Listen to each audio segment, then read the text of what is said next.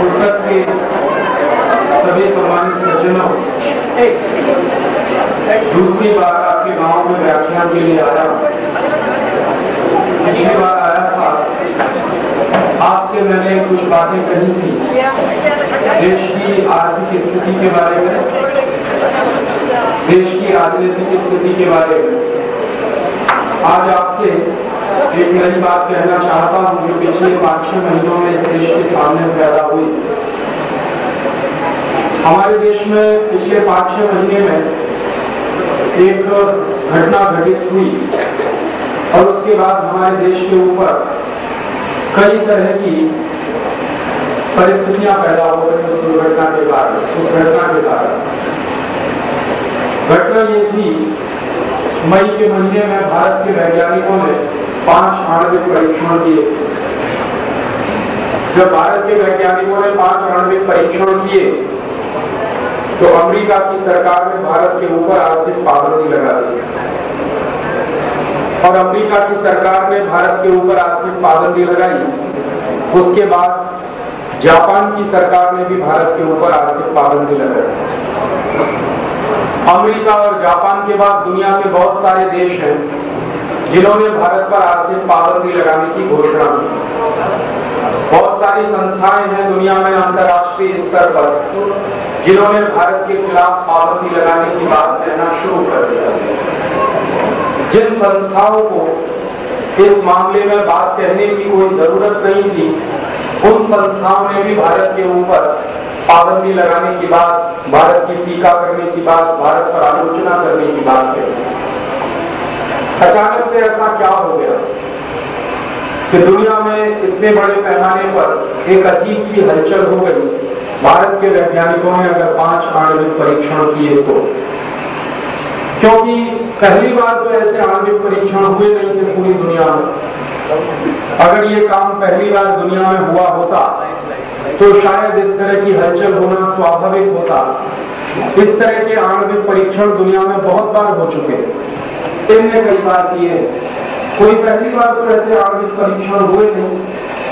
तो फिर अचानक से क्या बात थी जो अमेरिका ने इन आणविक परीक्षणों पर इतना ज्यादा हंगामा खड़ा किया और हमारे भारत के ऊपर उन्होंने आर्थिक पाबंदी लगाई। इस राजनीति को समझना बहुत जरूरी है।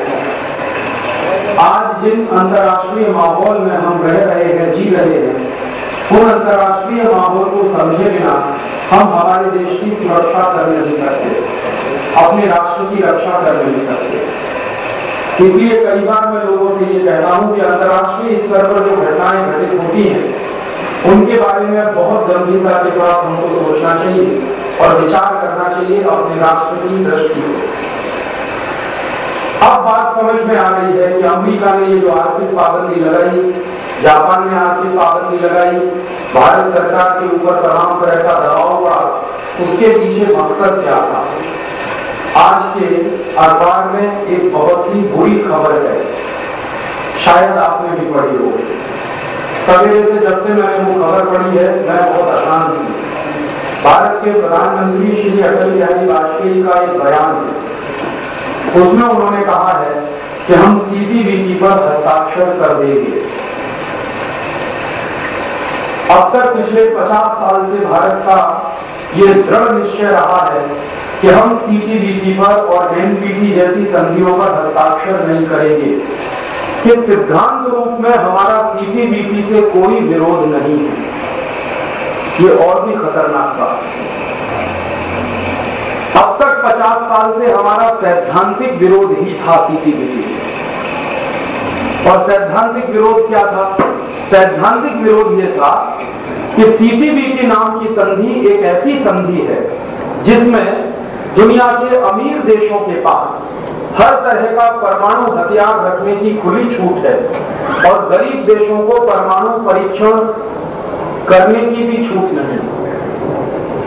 माने हमारे जैसे गरीब देश हैं जो पूरी दुनिया में, वो अणु परीक्षण भी नहीं कर सकते, लेकिन अमेरिका, चीन और फिर फ्रांस, फिर ब्रिटेन और रूस जैसे जो देश हैं वो ना सिर्फ अणु परीक्षण कर सकते हैं बल्कि आणविक हथियार बना भी सकते हैं। इसकी खुली छूट है CTBT नाम की संधि। तो पिछले कई वर्षों से भारत में जो विरोध हो रहा है सीटीबीटी संधि का, वो इसी बात पर हो रहा है कि हम ऐसे सिद्धांत को नहीं मान सकते जिसमें दुनिया के कुछ राष्ट्रों को विशेष अधिकार दिया जाए कि वो अणु बम बना सकें और बाकी सब राष्ट्रों को कोई भी अधिकार नहीं दिया जाए कि वो कुछ भी हथियारों का परीक्षण ना करें। किया माननीय श्री अटल बिहारी वाजपेयी जब विपक्ष के नेता थे और श्री इंद्र कुमार गुजराल इस देश के प्रधानमंत्री थे, तो उनका पार्लियामेंट में भाषण था 1.5 घंटे का, जिसमें श्री अटल बिहारी वाजपेयी ने कहा था कि ये परमाणु भेदभाव की नीति हमको मंजूर नहीं है। और आज अचानक से सरकार ने इतनी बड़ी पलटी खाई है कि आज के अखबार में उन्होंने स्टेटमेंट कर दिया है कि हम हस्ताक्षर कर देंगे। अब समझ में आ रहा है कि अचानक से मई में जो अणु परीक्षण हुआ और उसके बाद अमेरिका जैसे देशों ने जो दबाव डालने की राजनीति शुरू की भारत के ऊपर, जो आर्थिक पाबंदी लगाकर सरकार पर दबाव डालने की नीति शुरू की, उसमें भारत सरकार फंस गई और अमेरिका के सामने अब भारत सरकार सरेंडर करने जा रही है। आज एक दूसरा बयान और है अखबार, इनका नाम है श्री जसवंत सिंह।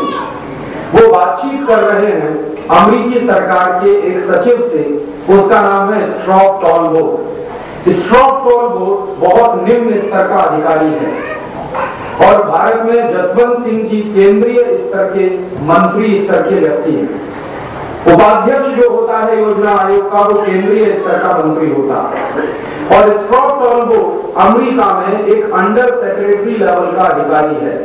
तो सबसे ज्यादा अपमानजनक तो ये बात है कि भारत के केंद्रीय स्तर का मंत्री अमेरिका के एक निम्न स्तर के सचिव के साथ बातचीत में लगा हुआ। अगर भारत सरकार के मंत्री श्री जसवंत सिंह जी, जो मंत्री की हैसियत से वहां पर हैं, सिर्फ योजना आयोग के उपाध्यक्ष की हैसियत से नहीं है, वो अमेरिका के रक्षा मंत्री के साथ बातचीत करते, तो बात समझ में आती है कि एक मंत्री स्तर पर बातचीत कर रहा है। लेकिन और जसवंत सिंह जी का भी जो कहना है वो इसी तरह का कि अब हमको सीटीबीटी पर हस्ताक्षर करने की बात मान लेनी चाहिए। इसी बात वो चाहते हैं जो उनके बयान में है कि अगर अमेरिका कुछ तरह की टेक्नोलॉजी देने के लिए हमको तैयार हो जाए तो हम सीटीबीटी पर हस्ताक्षर कर दें। ये सबसे बड़ा दुर्भाग्यपूर्ण काम होगा अगर भारत सरकार इसको करती है अगले हफ्ते भर में या 10 दिन में। आज के बयान से ऐसा लगता है कि माननीय श्री अटल बिहारी वाजपेयी जी जब विदेश यात्रा से लौटेंगे, अभी यूनाइटेड नेशंस के जो जनरल असेंबली का सेशन है उसमें भाषण देने के लिए वो गए हैं, हो सकता है वहीं पर हस्ताक्षर कर दें या हो सकता है उसके 1-2 दिन आगे पीछे हस्ताक्षर करें। एक राजनीतिक दुर्घटना में मानता हूं गेट करार पर हस्ताक्षर होना 15 दिसंबर 1994 को, और उससे बड़ी दूसरी दुर्घटना में मानता हूं सीटीबीटी पर हस्ताक्षर होना जो अगले कुछ दिन में होगा। तो इस बात की गंभीरता का अध्ययन हम सबको करना होगा कि आखिरकार इनकी मजबूरी क्या है, ये कौन से दबाव में काम कर रहे हैं, भारत सरकार के ऊपर दबाव किस तरह के और बौखलाहट किस तरह की, और इसमें से बाहर निकलने के लिए हमको कोई रास्ता सुझाई देता है क्या, दिखाई देता है क्या। मेरा आपसे विनम्र निवेदन है कि आज से ही बहुत बड़ी संख्या में हिंदुस्तान के प्रधानमंत्री के पास हजारों लाखों पत्र पहुंचने चाहिए कि हम देश के लोग नहीं चाहते कि आप सीटीबीटी पर हस्ताक्षर करें। हमने आपको प्रधानमंत्री बनाया, लेकिन इस बात के लिए नहीं बनाया कि आप सीटीबीटी जैसी संधि पर हस्ताक्षर करें। कम से कम जब तक पार्लियामेंट इसके लिए आपको परमिशन नहीं देती तब तक आप सीटीबीटी पर हस्ताक्षर नहीं कर सकते। हमारे यहां स्थिति शायद वैसी हो सकती है जैसे पाकिस्तान में।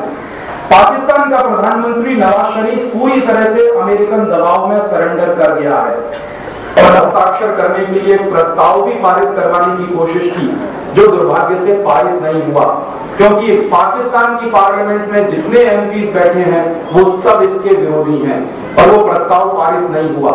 लेकिन पाकिस्तान का प्रधानमंत्री चाहता है कि सीटीबीटी पर हस्ताक्षर करना चाहिए। यही स्थिति भारत में भी हो सकती है। भारत के प्रधानमंत्री चाहते हो कि सीटीबीटी पर हस्ताक्षर करना चाहिए, लेकिन हमारी पार्लियामेंट में अगर ये प्रस्ताव आए तो मैं 100% विश्वास से कह सकता हूं कि इस पर वोट नहीं पड़ेगा, समर्थन हो सकता है भारतीय जनता पार्टी के बहुत सारे सांसद इसके विरोध में वोट डाले। जरूरी नहीं है कि प्रधानमंत्री का ये प्रस्ताव पर पार्लियामेंट से व्यक्तिगत हैसियत से, आप अपने संगठन की हैसियत से, इस गांव के दूसरी संस्थाओं की हैसियत से 1000, 2000, 5000, 10,000 जितनी चिट्ठियां भिजवा सकें प्रधानमंत्री के हाउस में, प्रधानमंत्री के कार्यालय में, या यहाँ से टेलीग्राम जा सके, ताकि सरकार पर इस बात का दबाव करना चाहिए कि भारत के लोग इसके समर्थन में नहीं हैं, और उनको ये बात का अंदाजा लग जाना चाहिए कि अगर हमने ये गलती की तो इसका भुगतान इस देश के लोग हमको करके दे देंगे। माने इस देश के लोगों को ये भी सिद्ध करना होगा कि वो राष्ट्र के साथ हैं या सरकार के साथ हैं। ये ऐसी संकट की घड़ी है इस समय देश के साथ। अब हमको या तो राष्ट्र को चुनना है या सरकार को चुनना। मेरा मानना यह है कि सरकारें कुछ नहीं है राष्ट्र के साथ।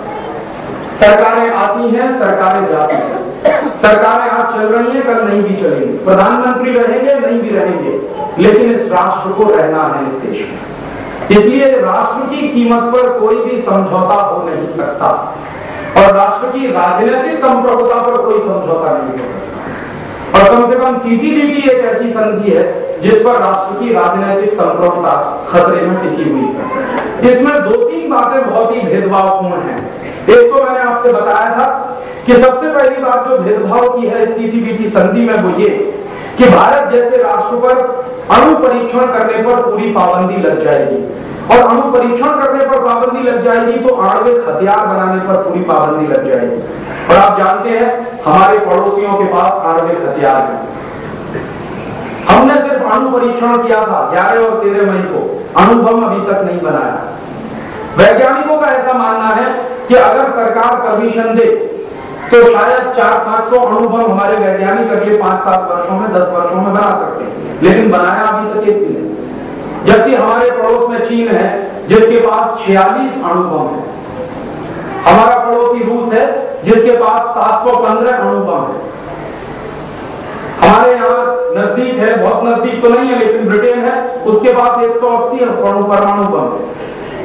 अमेरिका के पास 20,000 अणु बम, फ्रांस के पास 1,500 से ज्यादा अणु बम है।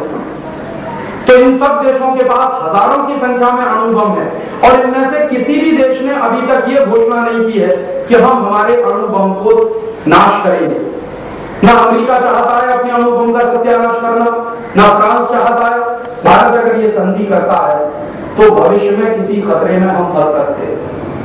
और आप जानते हैं इस समय चीन की दोस्ती पाकिस्तान से बहुत अच्छी है, हमसे बहुत अच्छी है। चीन और अमेरिका जब भी चाहेंगे पाकिस्तान को आणविक हथियार उपलब्ध कराएंगे, क्योंकि जब जब हमारा पाकिस्तान से झगड़ा हुआ है अमेरिका पाकिस्तान के समर्थन में खड़ा था। 1972 में जब बांग्लादेश का युद्ध हुआ था और हमारे देश की सेनाओं ने बांग्लादेश बनाने का अभिक्रम किया था। क्यों किया था? क्योंकि बंगाल में समस्या पैदा हो गई थी। बांग्लादेशी शरणार्थी भाग भाग कर बंगाल में आ रहे थे। 1 करोड़ से ज्यादा लोग बंगाल में आ चुके थे। पूरी अर्थव्यवस्था चौपट होना शुरू हो गई। तो बंगाल के मुख्यमंत्री के निवेदन पर और इस देश के तमाम दूसरे बड़े नेताओं के निवेदन पर श्रीमती इंदिरा गांधी ने उसमें हस्तक्षेप किया और बांग्लादेश को बनवाया ताकि हमारी समस्या टल जाए। हमारे यहाँ जो लगातार शरणार्थी आ रहे थे बांग्लादेश से, त्रिपुरा में घुस रहे थे, आसाम में घुस रहे थे, बंगाल में घुस रहे थे, इन शरणार्थियों की समस्याएं ठीक से सुलझ जाएं, इसके लिए बांग्लादेश बनाया था। वो बांग्लादेश बनाने का जो मुक्ति संग्राम चला उसमें भारतीय सैनिकों ने बांग्लादेशी सेनाओं की मदद की थी और उसमें अमेरिका ने पाकिस्तान की मदद की थी। जब पाकिस्तान की तरफ से आक्रमण हुआ और भारतीय सैनिकों ने पाकिस्तान के आक्रमण का पूरी ताकत से जवाब दिया था। लाल बहादुर शास्त्री इस देश के प्रधानमंत्री थे, तब भी अमेरिका पूरी तरह से पाकिस्तान के समर्थन में था। चीन ने भारत पर आक्रमण किया था 1962 और उस आक्रमण का कोई आधार नहीं था। और उस 1962 के चीन के आक्रमण में जब भारत पर आक्रमण करके चीन ने हमारे देश की 72,000 वर्ग मील जमीन पर कब्जा कर लिया था, जो आज भी उनके कब्जे में है। कैलाश मानसरोवर जो हमारे देश का तीर्थ स्थान है, आज चीन के कब्जे में है। अगर वहां जाना पड़ता है तो चीन की सरकार से हमको वीजा लेना पड़ता है। ये बहुत ही शर्म की बात है कि अपने ही देश के एक बड़े तीर्थ स्थान में जाने के लिए मुझे चीन की सरकार से वीजा लेना पड़ता है। ये 72,000 वर्ग किलोमीटर का इलाका चीन के कब्जे में है 1962 से। उस समय भी अमेरिका ने चीन का समर्थन किया था, हमारा समर्थन नहीं किया। और उसके पहले 1948 के साल में 1947-48 में जब आजादी मिल रही थी, उसके तुरंत बाद पाकिस्तान की तरफ से कबायलियों का जो आक्रमण हुआ था इस देश पर, तब भी अमेरिका ने समर्थन पाकिस्तान का ही किया था, भारत का नहीं किया। तो ये अमेरिका हमेशा से पाकिस्तान समर्थक रहा, कोई आज की बात नहीं। और हमेशा से जो देश पाकिस्तान समर्थक रहा है, कल पाकिस्तान को फिर वो मदद दे सकता है। पाकिस्तान इसलिए सीटीबीटी पर हस्ताक्षर करे या न करे, उनके लिए ये बिल्कुल महत्वपूर्ण नहीं, क्योंकि पाकिस्तान की सरकार को अगर वो सीटीबीटी पर हस्ताक्षर कर दे तो भी अमेरिका से मदद मिलेगी, नहीं करेगा तो भी तो मिल तो रही है। अभी अमेरिकी सरकार ने पाकिस्तान के ऊपर जो आर्थिक पाबंदियां लगाई हैं, उन आर्थिक पाबंदियों को अमेरिकी सरकार वापस लेने जा रही है पाकिस्तान में गेहूं बेचने के लिए, क्योंकि वहां लोगों की भूख से मरने की घटनाएं शुरू हो गई। तो अमेरिकी सरकार अभी आर्थिक पाबंदी हटा के गेहूं बेचेगी पाकिस्तान में, हो सकता है कुछ दूसरे सामान भी पाकिस्तान में बेचे जाए। तो अमेरिका तो पाकिस्तान की हमेशा से मदद करता रहा, कोई आज की बात नहीं है। इसलिए पाकिस्तान की सरकार सीटीबीटी पर हस्ताक्षर करती है नहीं करती है, उससे भारत को कुछ लेना देना नहीं है। भारत को अपने हित की बात पहले सोचनी है, और अगर एक बार हम इसमें एंटर कर गए तो ये सीटीबीटी एक ऐसा एग्रीमेंट है जिसमें से बाहर निकलने का रास्ता नहीं है। गेट करार तो कम से कम एक ऐसा एग्रीमेंट है जिसको रद्द भी किया जा सकता है, जिसमें से भारत सरकार बाहर भी निकल सकती है। 6 महीने का नोटिस देकर हम गेट करार को रद्द करवा सकते हैं अपनी तरफ से, 6 महीने का नोटिस देकर हम गेट करार में से बाहर आ सकते हैं। लेकिन सीटीबीटी संधि को जितना मैंने पढ़ा है और जाना है, उसमें से बाहर निकलने का कोई रास्ता नहीं है। एक बार अंदर घुस गए तो हमारी पूरी की पूरी पॉलिटिकल सॉवरेनिटी सरेंडर हो जाएगी और हम छोटे छोटे मामलों में बड़े देशों पर निर्भर हो जाएंगे, अपनी सुरक्षा के मामले में भी बड़े देशों पर निर्भर हो जाएंगे। और आने वाला साल बहुत खतरनाक, आने वाले साल में कभी भी विश्व युद्ध हो सकता है। परिस्थितियां ऐसी बनती चली जा रही है पूरी दुनिया में कि कभी भी विश्व युद्ध हो सकता है। अमेरिका ने अभी अफगानिस्तान पर जो बम गिराए थे, सूडान पर जो बम गिराए थे, उन दोनों बम के गिराने के बाद सूडान और अफगानिस्तान में इतनी तेजी के साथ अमेरिका के खिलाफ हवा पैदा हुई है कि कभी भी सूडान और अफगानिस्तान मिलकर अमेरिका पर आक्रमण कर सकते हैं। एक बिन लादेन नाम का आदमी जो बिलियनर करोड़पति है, अरबपति है, जिसके पास पेट्रो डॉलर बहुत बड़ी मात्रा में है, उसने घोषित कर दिया है कि अब तो अमेरिका मेरा दुश्मन नंबर 1 है और मैं बता दूंगा कि अमेरिका रहेगा कि नहीं रहेगा। तो ये देश कभी भी आक्रमण करेंगे और गल्फ देशों में तो अमेरिका के खिलाफ बहुत पहले से माहौल है। जब से इराक के खिलाफ अमेरिका ने स्टैंड लिया और इराक पर बमबारी की थी अमेरिकी सैनिकों ने, जिसमें 80 लाख इराकी मारे गए थे, तब से इराक को खिलाफ है ही अमेरिका के, ईरान भी खिलाफ है अमेरिका। ईरान और इराक दोनों अमेरिका के खिलाफ है, बस मौके का इंतजार कर रहे हैं कि कब मौका मिले और अमेरिका को सबक सिखाएं। ये दोनों देश इसलिए खिलाफ हैं अमेरिका के कि अमेरिका के कारण इन दोनों देशों को कुत्तों की तरह से लड़ना पड़ा था। अमेरिका ने इतना बड़ा धोखा दिया था ईरान और इराक को। वो धोखा क्या था? एक बार 1980-1989 के साल की बात मैं आपको बता रहा हूं कि अमेरिका का एक बहुत बड़ा अखबार है, उसका नाम है वॉशिंगटन पोस्ट। तो वॉशिंगटन पोस्ट नाम के अखबार में 1989 के साल में एक खबर छप गई थी और खबर ये थी कि ईरान और इराक के बीच में एक बहुत बड़ा इलाका है रेगिस्तानी, जिसका नाम है शर्क़ अल अरब। तो ये जो शर्क़ अल अरब का रेगिस्तानी इलाका है, उस रेगिस्तानी इलाके में भयंकर तेल छुपा हुआ है, ऐसी खबर छपी अमेरिका के अखबार में। अमेरिका के अखबार में ये जो खबर छप गई शर्क़ अल अरब के इलाके में भयंकर तेल छुपा हुआ है, तो उस खबर का प्रतिक्रिया क्या हुई? ईरान और इराक के अखबारों में भी ये खबर छपी कि वॉशिंगटन का अखबार कहता है कि यहां पर तेल छुपा हुआ है। तो वो जो इलाका है शर्क़ अल अरब का, वो दो देशों के बीच की बफर स्टेट है। और बफर स्टेट माने नो मैन्स लैंड, जहां पर कोई रहता नहीं और जहां पर कोई अपना क्लेम भी नहीं करता। वहां पर दो देशों की सीमाएं, नो मैन्स लैंड काफी बड़े पैमाने पर है। तो ईरान और इराक की सरकारों ने आपस में लड़ना शुरू कर दिया कि हम तेल निकालेंगे कि तुम तेल निकालो। पहले शांति था, वहां पे कोई मुश्किल नहीं थी, कोई झगड़ा नहीं था। लेकिन जैसे ही ये खबर छपी तो तुरंत झगड़ा बढ़ गया और दोनों देशों ने कहा ये मेरा इलाका, ये तेरा इलाका। फिर ये झगड़ा यूनाइटेड नेशंस में गया और यूनाइटेड नेशंस की सिक्योरिटी काउंसिल में अमेरिकी लोगों की मदद से ये तय करवा दिया गया कि इसका फैसला युद्ध लड़कर कर लो। तो अमेरिका ने ईरान और इराक के बीच में लड़ाई छड़वा दी, युद्ध करवा दिया। अमेरिका का स्वार्थ क्या था? अमेरिका का स्वार्थ ये था कि ईरान और इराक जब आपस में लड़ेंगे तो उनके पास हथियार तो है नहीं, वो हथियार अमेरिका से खरीदेंगे। अमेरिका को अपने हथियार बेचने, अमेरिका को अपनी बंदूकें बेचनी, अमेरिका को अपने हवाई जहाज बेचने, अमेरिका को अपने बमवर्षक विमान बेचने, तो अमेरिका को तमाम तरह के हथियार बेचने थे, क्योंकि अमेरिका दुनिया में हथियार बनाने वाला सबसे बड़ा देश है। आप आश्चर्य करेंगे कि अमेरिका की जो पूरी की पूरी इकोनॉमी है, जो पूरी की पूरी अर्थव्यवस्था है, उसका 2/3 हिस्सा हथियारों की बिक्री में लगा हुआ है। माने अगर 100 रुपए का उत्पादन होता है अमेरिका में, तो 75 रुपए का उत्पादन हथियारों का है, 25 रुपए का उत्पादन बाकी सामानों का। तो 2/3 अर्थव्यवस्था, उनकी 2/3 से भी ज्यादा अर्थव्यवस्था हथियारों के उत्पादन में लगी हुई है। तो हथियार पैदा करता है अमेरिका, लेकिन हथियार बिकने भी तो चाहिए। तो हथियार कभी बिकते हैं जब दुनिया में लड़ाइयां होती हैं, युद्ध होते हैं। तो अमेरिका हमेशा से यह कोशिश करता रहता है कि दुनिया में समय समय पर युद्ध होते रहे, ताकि उनके हथियार बिकते रहे। 1945 का जब दूसरा विश्व युद्ध खत्म हुआ था, तो अमेरिका और यूरोप के देशों ने आपस में एक संधि कर ली थी, और उस संधि का नाम है नो वॉर पैक्ट। माने क्या है इसका? अमेरिका और यूरोप के देश कभी भी एक दूसरे पर युद्ध नहीं करेंगे। आप जानते हैं कि दूसरा विश्व युद्ध यूरोप पर हुआ था, यूरोप की जमीन पर हुआ था, जिसमें फ्रांस बर्बाद हुआ, जर्मनी बर्बाद हुआ, बहुत सारे दूसरे देश बर्बाद हुए। तो इन देशों ने क्या संधि की कि हम आपस में कभी भी भविष्य में युद्ध नहीं लड़ेंगे। तो यूरोप के देशों ने आपस में संधि की, फ्रांस ने जर्मनी से की, जर्मनी ने फ्रांस से की, फिर फ्रांस ने स्पेन से की, स्पेन ने फ्रांस से की, और सब यूरोप के देशों ने आपस में मिलकर अमेरिका से संधि की कि हम आपस में कभी नहीं लड़ेंगे और अमेरिका भी हमसे कभी नहीं लड़ेगा। हम किसी पर हथियार नहीं फेंकेंगे, कोई हमारे ऊपर हथियार नहीं फेंकेगा। तो वहां तो युद्ध होने की संभावना है, क्योंकि संधि हो गई, और 1945 से ये संधि बराबर बनी हुई है। तो अब युद्ध कहां हो सकते हैं?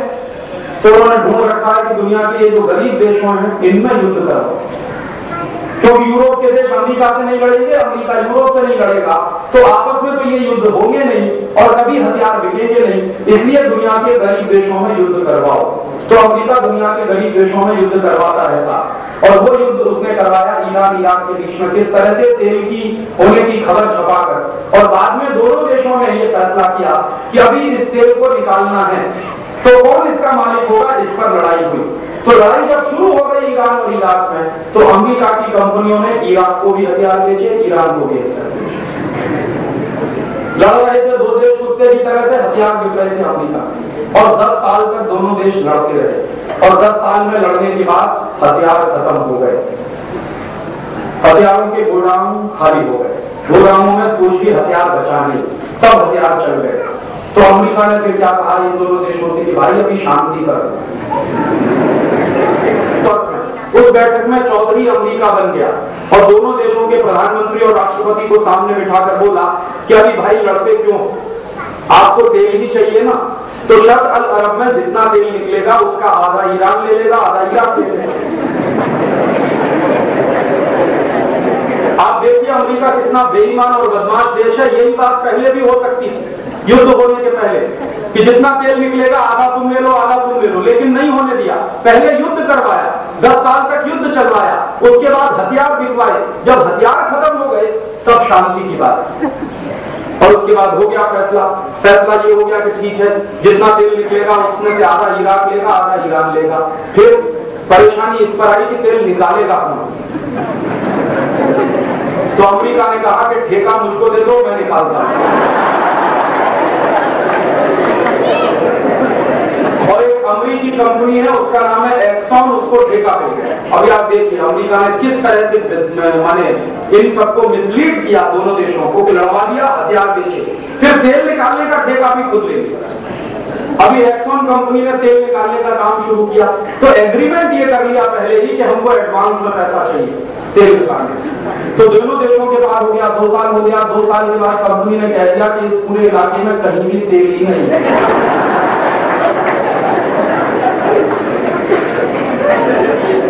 और तब दोनों देश के राष्ट्रपति और प्रधानमंत्रियों ने अपने अपने सिर पे हाथ पीटा और कहा कि कहां हम फंस गए। अमेरिका जैसे नालायक देश की चक्कर में फंसकर पूरा बर्बाद कर दिया। और उस 10 साल के युद्ध में ईरान भी अमेरिका के खिलाफ है, इराक भी अमेरिका के खिलाफ। और अभी जब गल्फ वॉर हुआ था दोबारा से 1990 में, जब इराक के ऊपर आक्रमण किया था अमेरिका ने और 28 देशों ने मिलकर 80 लाख इराकी उसमें मारे गए। अमेरिका ने इराक के स्कूलों पर बम गिराए, अमेरिका ने इराक के हॉस्पिटल्स पे बम गिराए, अमेरिका ने इराक के मस्जिदों पर बम गिराए, जबकि ये तीनों ही स्थानों पर बम नहीं गिराए जाते। जब भी युद्ध होता है तो अंतर्राष्ट्रीय कानून है कि स्कूलों पे बम नहीं गिराया जाएगा, हॉस्पिटल्स पे बम नहीं गिराए जाएंगे और धार्मिक स्थानों पर बम नहीं गिराए जाएंगे। लेकिन अमेरिकी सैनिकों ने गिराए और 80 लाख इराकी मर गए। तब से इराक में भयंकर अमेरिका का विरोध है और इराक के राष्ट्रपति भी बहुत अमेरिका विरोधी है। तो अभी हालात ऐसे बन रहे हैं कि ये सब के सब गल्फ देश शायद एक ना हो जाए अगले साल तक, और अगर ये एक हुए तो हो सकता है ये जमकर आक्रमण करेंगे और तब कोई विश्व युद्ध हो सकता है। और ऐसी स्थिति में अपने देश की सुरक्षा का सवाल आएगा और तब हमको अफसोस होगा इस बात पर कि क्यों हमने CTBT पर साइन किया। अगले 1-1.5 साल के बाद नहीं कर रहे, मैं कोई प्रोफेसी नहीं कर रहा, मैं कोई भविष्यवक्ता नहीं। जो आर्थिक राजनीतिक स्थितियां पैदा हुई हैं पूरी दुनिया में, उनको ध्यान में रखते हुए मैं ये बता रहा हूं कि हो सकता है मई 1999 के बाद युद्ध ना शुरू हो जाए। उसके कारण क्या है? एक तो कारण ये है कि ये गल्फ देशों ने एक होना शुरू कर दिया। जिस दिन सूडान, अफगानिस्तान और लीबिया और उनका एक देश है सऊदी अरब, सऊदी अरब में इस समय अमेरिकी सैनिक पड़े हुए हैं। जिस दिन सऊदी अरब की सरकार ने फैसला किया कि हम अमेरिकी सैनिकों को अपनी जमीन पर नहीं रहने देंगे, उसी दिन युद्ध शुरू हो सकता है। बस देर अब इसी बात की है कि सऊदी अरब से जिस दिन अमेरिकी सैनिक हटना शुरू होंगे, उसी दिन से युद्ध शुरू हो सकता है। और वैसी युद्ध की परिस्थिति में अपने देश की सुरक्षा का सवाल सबसे महत्वपूर्ण होगा और तब शायद हमको अफसोस होगा कि CTBT पर हस्ताक्षर क्यों किया। और इस युद्ध के एक दूसरे कारण और हैं कि एक तो ये गल्फ देशों में एकता हो रही है, दूसरी तरफ जनवरी 1999 के बाद यूरो डॉलर नाम की एक करेंसी आ रही है अंतर्राष्ट्रीय बाजार। यूरोप के 12 देश एक हो गए, उन्होंने कॉमन यूरोपियन मार्केट बनाया। फिर कॉमन यूरोपियन मार्केट के बाद उन्होंने एक करेंसी बनाई, सब देश एक ही करेंसी चलाएंगे। फ्रांस की करेंसी खत्म हो जाएगी, ब्रिटेन की जर्मनी की करेंसी खत्म हो जाएगी, ब्रिटेन अभी उसमें शामिल नहीं है, फ्रांस है, जर्मनी है, हॉलैंड है, स्वीडन है, स्विट्जरलैंड है, ये सभी देश एक हो रहे हैं, अपनी अपनी करेंसी खत्म करेंगे और एक ही करेंसी चलेगी पूरी दुनिया में, यूरो डॉलर। तो यूरो डॉलर जनवरी में आ जाएगा 1999 और मई 1999 तक उसकी कीमत तय की जाएगी। और जब कीमत तय होगी तो डॉलर की तुलना में यूरो डॉलर आ जाएगा। माने दुनिया में 2 हार्ड करेंसी आएगी, एक तो डॉलर अभी है, फिर यूरो डॉलर आ जाएगा। और यूरो डॉलर का दाम निश्चित रूप से डॉलर से महंगा होगा, माने यूरो डॉलर मजबूत होगा, डॉलर कमजोर होगा। क्यों होगा? पिछले 50 साल तो अमेरिकी सरकार ने इसको कैसे मेंटेन किया हुआ है? अमेरिकी सरकार ने इन्फ्लेशन किया हुआ, इसलिए डॉलर को उन्होंने मेंटेन करके रखा। और अभी इस समय चूंकि डॉलर की तुलना में कोई दूसरी बड़ी करेंसी दिखाई नहीं देती सारी दुनिया में और अमेरिका ही एक चौधरी दिखाई देता है पूरी दुनिया में, जनवरी 1999 में तो यूरो डॉलर आ जाएगा। तो यूरो डॉलर मजबूत होगा, डॉलर कमजोर होगा और डॉलर की कीमत गिरना शुरू होगी, यूरो डॉलर तेजी से आगे बढ़ेगा। यूरो डॉलर इसलिए भी मजबूत होगा क्योंकि नई नई करेंसी जब शुरू होती है दुनिया में तो उस नई करेंसी की कीमत सबसे ज्यादा होती है जब भी नई करेंसी शुरू होती है। तो यूरो डॉलर मजबूत होगा, डॉलर कमजोर होगा, तो अमेरिका का फिर संकट बढ़ेगा और हो सकता है अमेरिकन इकोनॉमी कोलैप्स कर जाए। और वो संकट कैसा होगा? जैसे ही डॉलर की कीमत गिरना शुरू होगी, अमेरिकन स्टॉक मार्केट गिरेगा और अमेरिकन स्टॉक मार्केट अगर गिरना शुरू हुआ तो अमेरिकन कंपनियां दिवालिया होंगी जिन्होंने स्टॉक मार्केट में पैसा इन्वेस्ट कर रखा, और अमेरिकन कंपनियां दिवालिया होंगी, बैंकरप्ट होंगी। उसके साथ साथ अमेरिका की बैंकें भी बैंकरप्ट होंगी, अमेरिका की बैंकें भी दिवालिया होंगी क्योंकि अमेरिकी बैंकों का काफी पैसा स्टॉक मार्केट में लगा हुआ। तो एक साथ बहुत सारी अमेरिकी बैंकें और अमेरिकी कंपनियां बैंकरप्ट हो जाएंगी, इनसॉल्वेंट हो जाएंगी, भिखारी हो जाएंगी। और ऐसी स्थिति में अमेरिका और बौखलाएगा और इधर ये गल्फ देशों में एकता होना शुरू हो जाएगी और सब ये मिलकर कहीं अटैक कर सकते हैं। और हो सकता है कि युद्ध शुरू हो इसी गल्फ में कहीं किसी स्थान से, हो सकता है इजराइल युद्ध भूमि बने। आपकी पिछली बार फ्रांस बना था युद्ध भूमि 2nd वर्ल्ड वॉर में, 3rd वर्ल्ड वॉर में हो सकता है इजराइल युद्ध भूमि बने। और हो सकता है लाखों लाखों लोग उसमें मारे जाएं। और वैसी परिस्थिति में हमको हमारे देश की सुरक्षा के बारे में सोचना होगा, इस दृष्टि से विचार करना। और इसलिए मुझे लगता है कि ये सीटीबीटी पर हस्ताक्षर करना देश की सुरक्षा के साथ खिलवाड़ करना, सीटीबीटी जैसी संधि पर हस्ताक्षर करना भारत की राजनीतिक संप्रभुता को गिरवी रखना, और ये काम नहीं होना चाहिए। हमको समीक्षा भी कर लेनी चाहिए कि किस तरह के दबाव में इस समय हम फंस गए हैं। आप सोचिए, जरा से दबाव आए हैं, उसी में सरकारों ने सरेंडर कर दिया, इससे ज्यादा दबाव अगर आ गए तो फिर क्या होगा।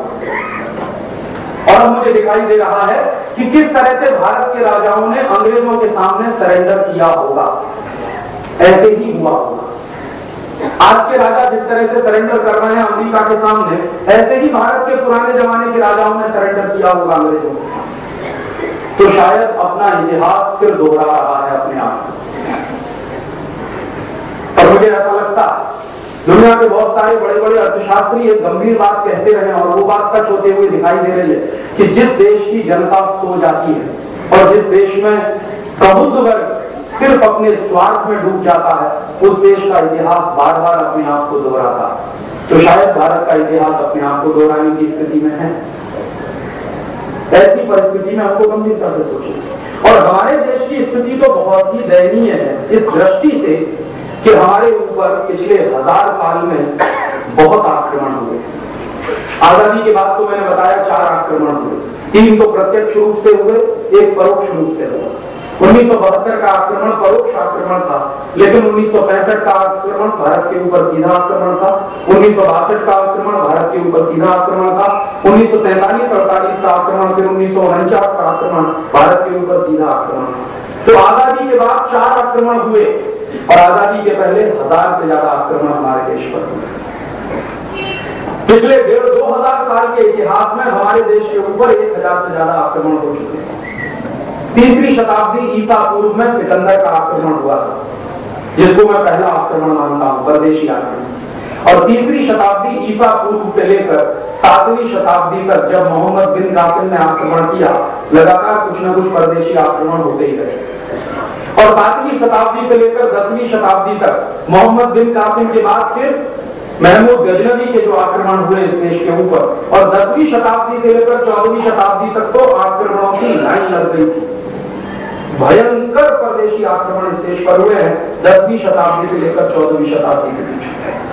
और 14वीं शताब्दी के बाद 15वीं और 16वीं शताब्दी के शुरुआत में तो 2 तरफ से एक साथ आक्रमण हुए। एक तो मुस्लिम आक्रांता हमारे देश पर चढ़े, दूसरी तरफ से पुर्तगाली घुसे हमारे देश में। वास्को डी गामा आया, वो आक्रमण नहीं करने के लिए आया, भारत की खोज करने नहीं आया। ये बहुत गलत बात है जो भारत के इतिहास में पढ़ाई जाती है कि वास्को डी गामा भारत की खोज करने के लिए आया। वो भारत की खोज कर कैसे सकता? भारत तो वास्को डी गामा के 5000 साल पहले से है दुनिया। तो जो देश 5000 साल पहले से दुनिया में उपस्थित है, उसकी खोज कैसे कर सकता है कोई? खोज तो उस बात की जाती है जो पहले नहीं हो कोई वस्तु। बहुत गलत बात भारत के इतिहास में पढ़ाते हैं कि वास्को डी गामा खोज करने आया था, लूटने आया, आक्रमण करने आया। और वास्को डी गामा ने आक्रमण किया था, उसके बाद पुर्तगाली आक्रमण इस देश के ऊपर हुए। और उन आक्रमणों का नतीजा क्या निकला था? हमारे देश का गोवा 450 साल तक पुर्तगालियों का गुलाम हो गया। लेकिन अब अमेरिकी सरकार कह रही है रूस को कि आप अपनी सुरक्षा संधि तोड़ो भारत से। इसका मतलब रूस भी भारत पर आक्रमण कर सकता, या रूस की जमीन इस्तेमाल की जा सकती है भारत पर आक्रमण करने के लिए। अमेरिका उस जमीन का इस्तेमाल कर सकता है। तो ऐसी परिस्थिति में हम कैसे गारंटी से कह सकते हैं कि हमारे ऊपर कोई परदेशी आक्रमण नहीं होगा? हम कैसे खुशफहमी में रह सकते हैं? और सबसे बड़ा दुर्भाग्य जो मुझे इस देश का लगता है वो ये कि आजादी के बाद पिछले 50 साल में हम हमारे देश के लिए कोई राष्ट्रीय सुरक्षा की नीति नहीं बना पाए। पिछले आजादी के पहले जब हम गुलाम थे अंग्रेजों के, या उसके पहले भी जो परदेशी आक्रमण हुए हमारे देश के ऊपर, 1000 साल लगातार हमारा समाज झेलता रहा परदेशी आक्रमणों को। लेकिन इस देश में उन 1000 साल के परदेशी आक्रमणों के बाद भी कोई सबक नहीं सीखा इस देश की सरकारों ने, और कोई ऐसी ठोस योजना नहीं बना पाई आज तक कि कल को फिर परदेशी आक्रमण हो जाए तो देश की क्या स्थिति हो, कैसे झेलेंगे हम। क्योंकि 49 में जो हुआ था तमाशा, 1943-48 में जब भारत विभाजन हुआ, पाकिस्तान बना, तुरंत पाकिस्तान की तरफ से जो आक्रमण हुआ तो पाकिस्तानी कबायलियों ने लगातार कश्मीर को घेरना शुरू किया और कश्मीर को घेरते गए, पूरा कश्मीर उनके कंट्रोल में चला गया। फिर जम्मू की तरफ बढ़े, जम्मू से मुश्किल से 13 किलोमीटर दूर रह गई थी पाकिस्तानी सेना। तब भारतीय सैनिकों ने पाकिस्तानी सेनाओं का जवाब दिया था। तब तक क्या कर रहे थे? राजा हरि सिंह से बातचीत चल रही थी। राजा हरि सिंह तैयार नहीं था कश्मीर को भारत में विलय कराने के लिए, और भारत सरकार कहती थी कि जब तक तुम नहीं करोगे तब तक हम तुम्हारी मदद नहीं करेंगे।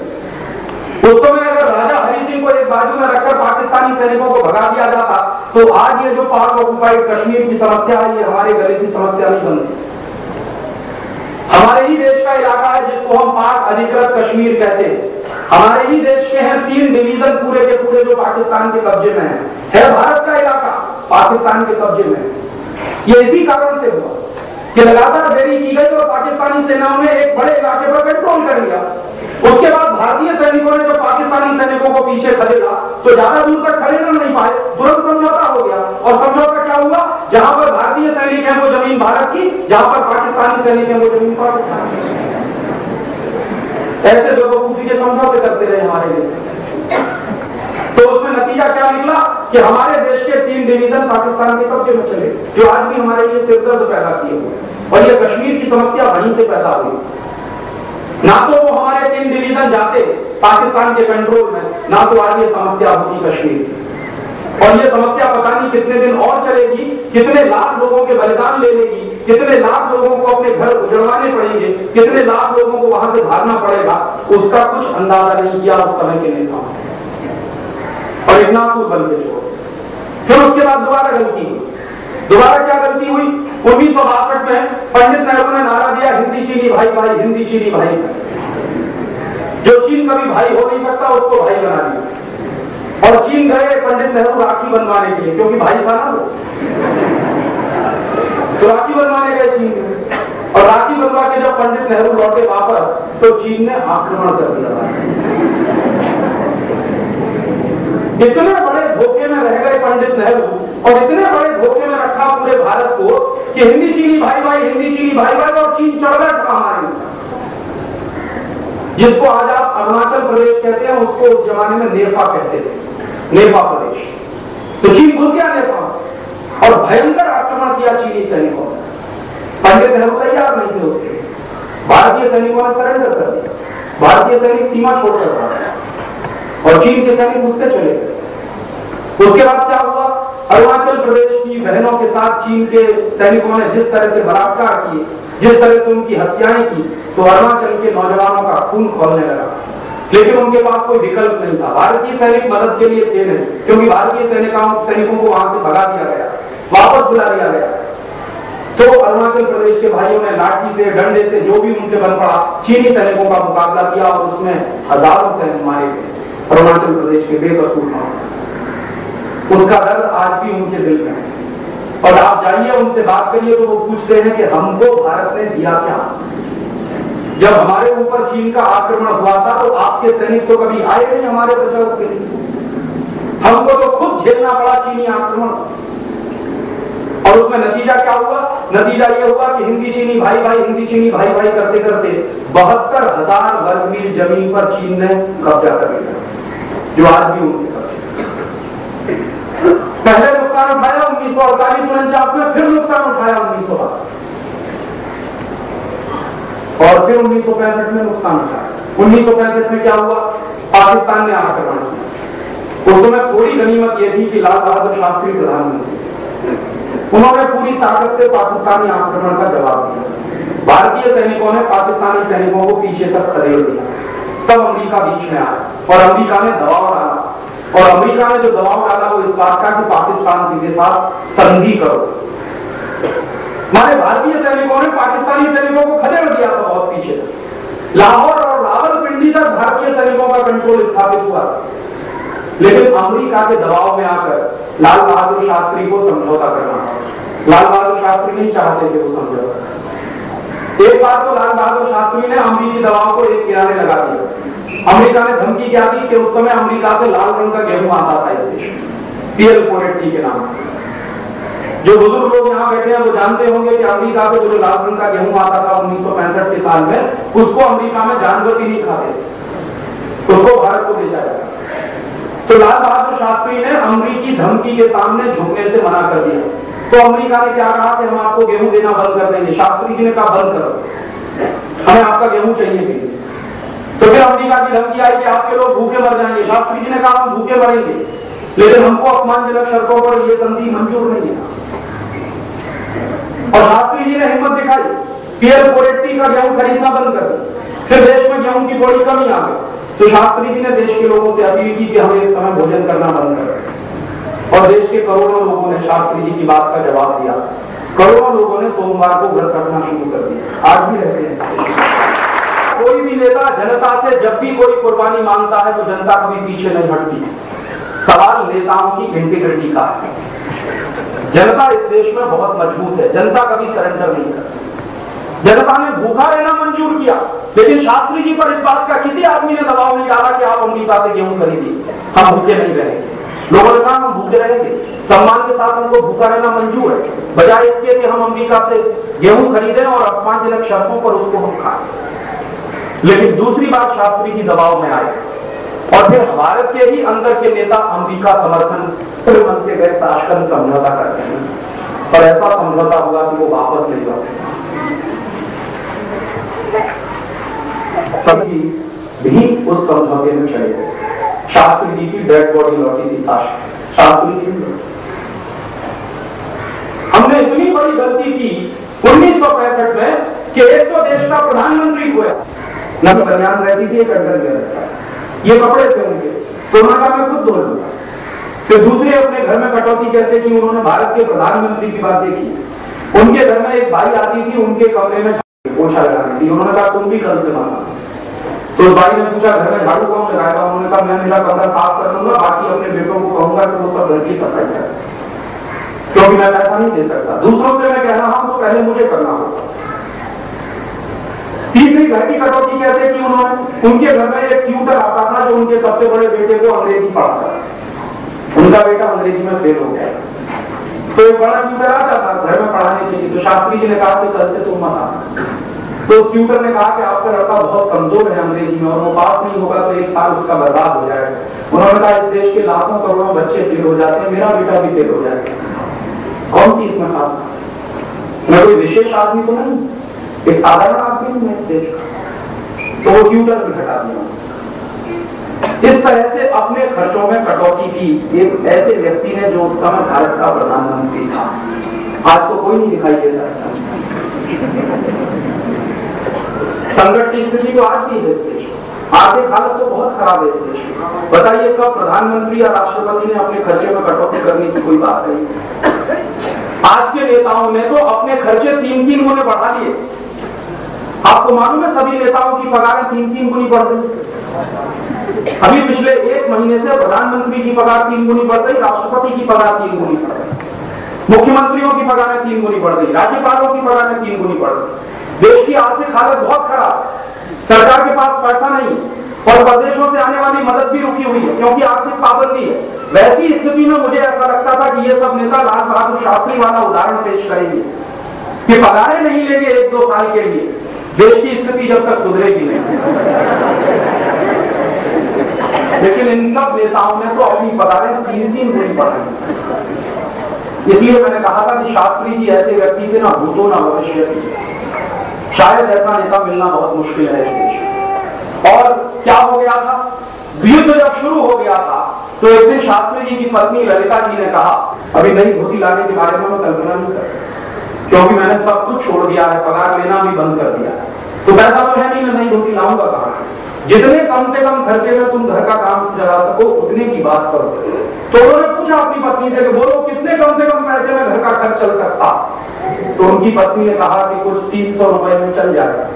तो उन्होंने कहा ठीक है 275 रुपया कल से मैं दूंगा और कोशिश करो कि 25 रुपए की भी कटौती हो जाए। ऐसा प्रधानमंत्री था इस देश का जिसको हमने खोया 1965 की शान की बात। एक तो जमीन खोई इस देश की, दूसरा ऐसा प्रधानमंत्री खोया। इतनी भयंकर गलतियां हुई इस देश। और फिर 1972 में एक गलती हो गई क्या गलती हो गई?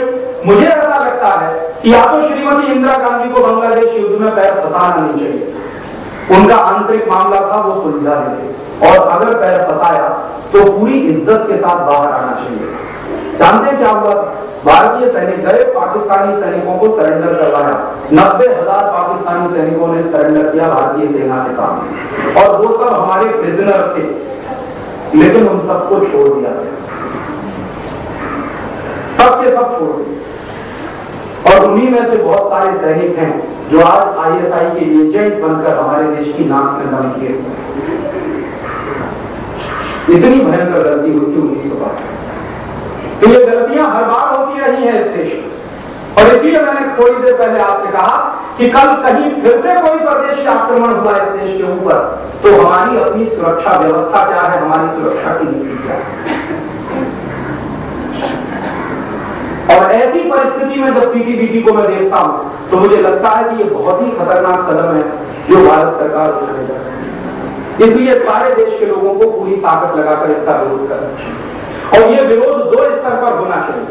एक स्तर पर तो हम भारत सरकार पर दबाव बनाएंगे कि आप ये मत करो, और दूसरे स्तर पर अमेरिका को ये पता चलना चाहिए कि भारत के लोग अमेरिका समर्थक नहीं है, क्योंकि जिस अमेरिका ने हमको परेशान किया पिछले 5-6 महीने में, और जिस अमेरिका ने हमारे देश के नेताओं को इतना मजबूर कर दिया है कि वो सरेंडर करने की स्थिति में आ गए हैं, उस अमेरिका को पूरी ताकत के साथ सबक सिखाना भी बहुत जरूरी है। अमेरिका की स्थिति इस तरह के गुंडे की है जो पहले हाथ पकड़ता है, फिर बाਹਾਂ तक पकड़ लेता है, फिर गर्दन पकड़ लेता है, और फिर गर्दन दबा भी देता है। अमेरिका दोस्त नहीं हुआ किसी का, जापान का नहीं हुआ तो हमारा का।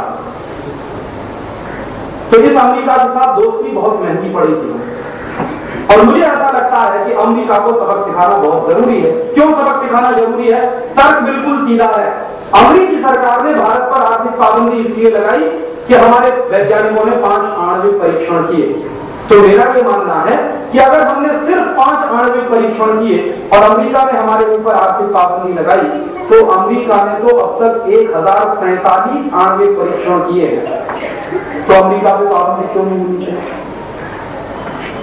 अगर अमेरिकी सरकार सिर्फ इसलिए भारत पर पाबंदी लगा सकती है कि हमने 5 आणविक परीक्षण किए, तो भारत में भी अमेरिका के खिलाफ पाबंदी होनी चाहिए, क्योंकि अमेरिका ने 1047 आणविक परीक्षण किए, हमने सिर्फ 5 किए, उन्होंने 1047।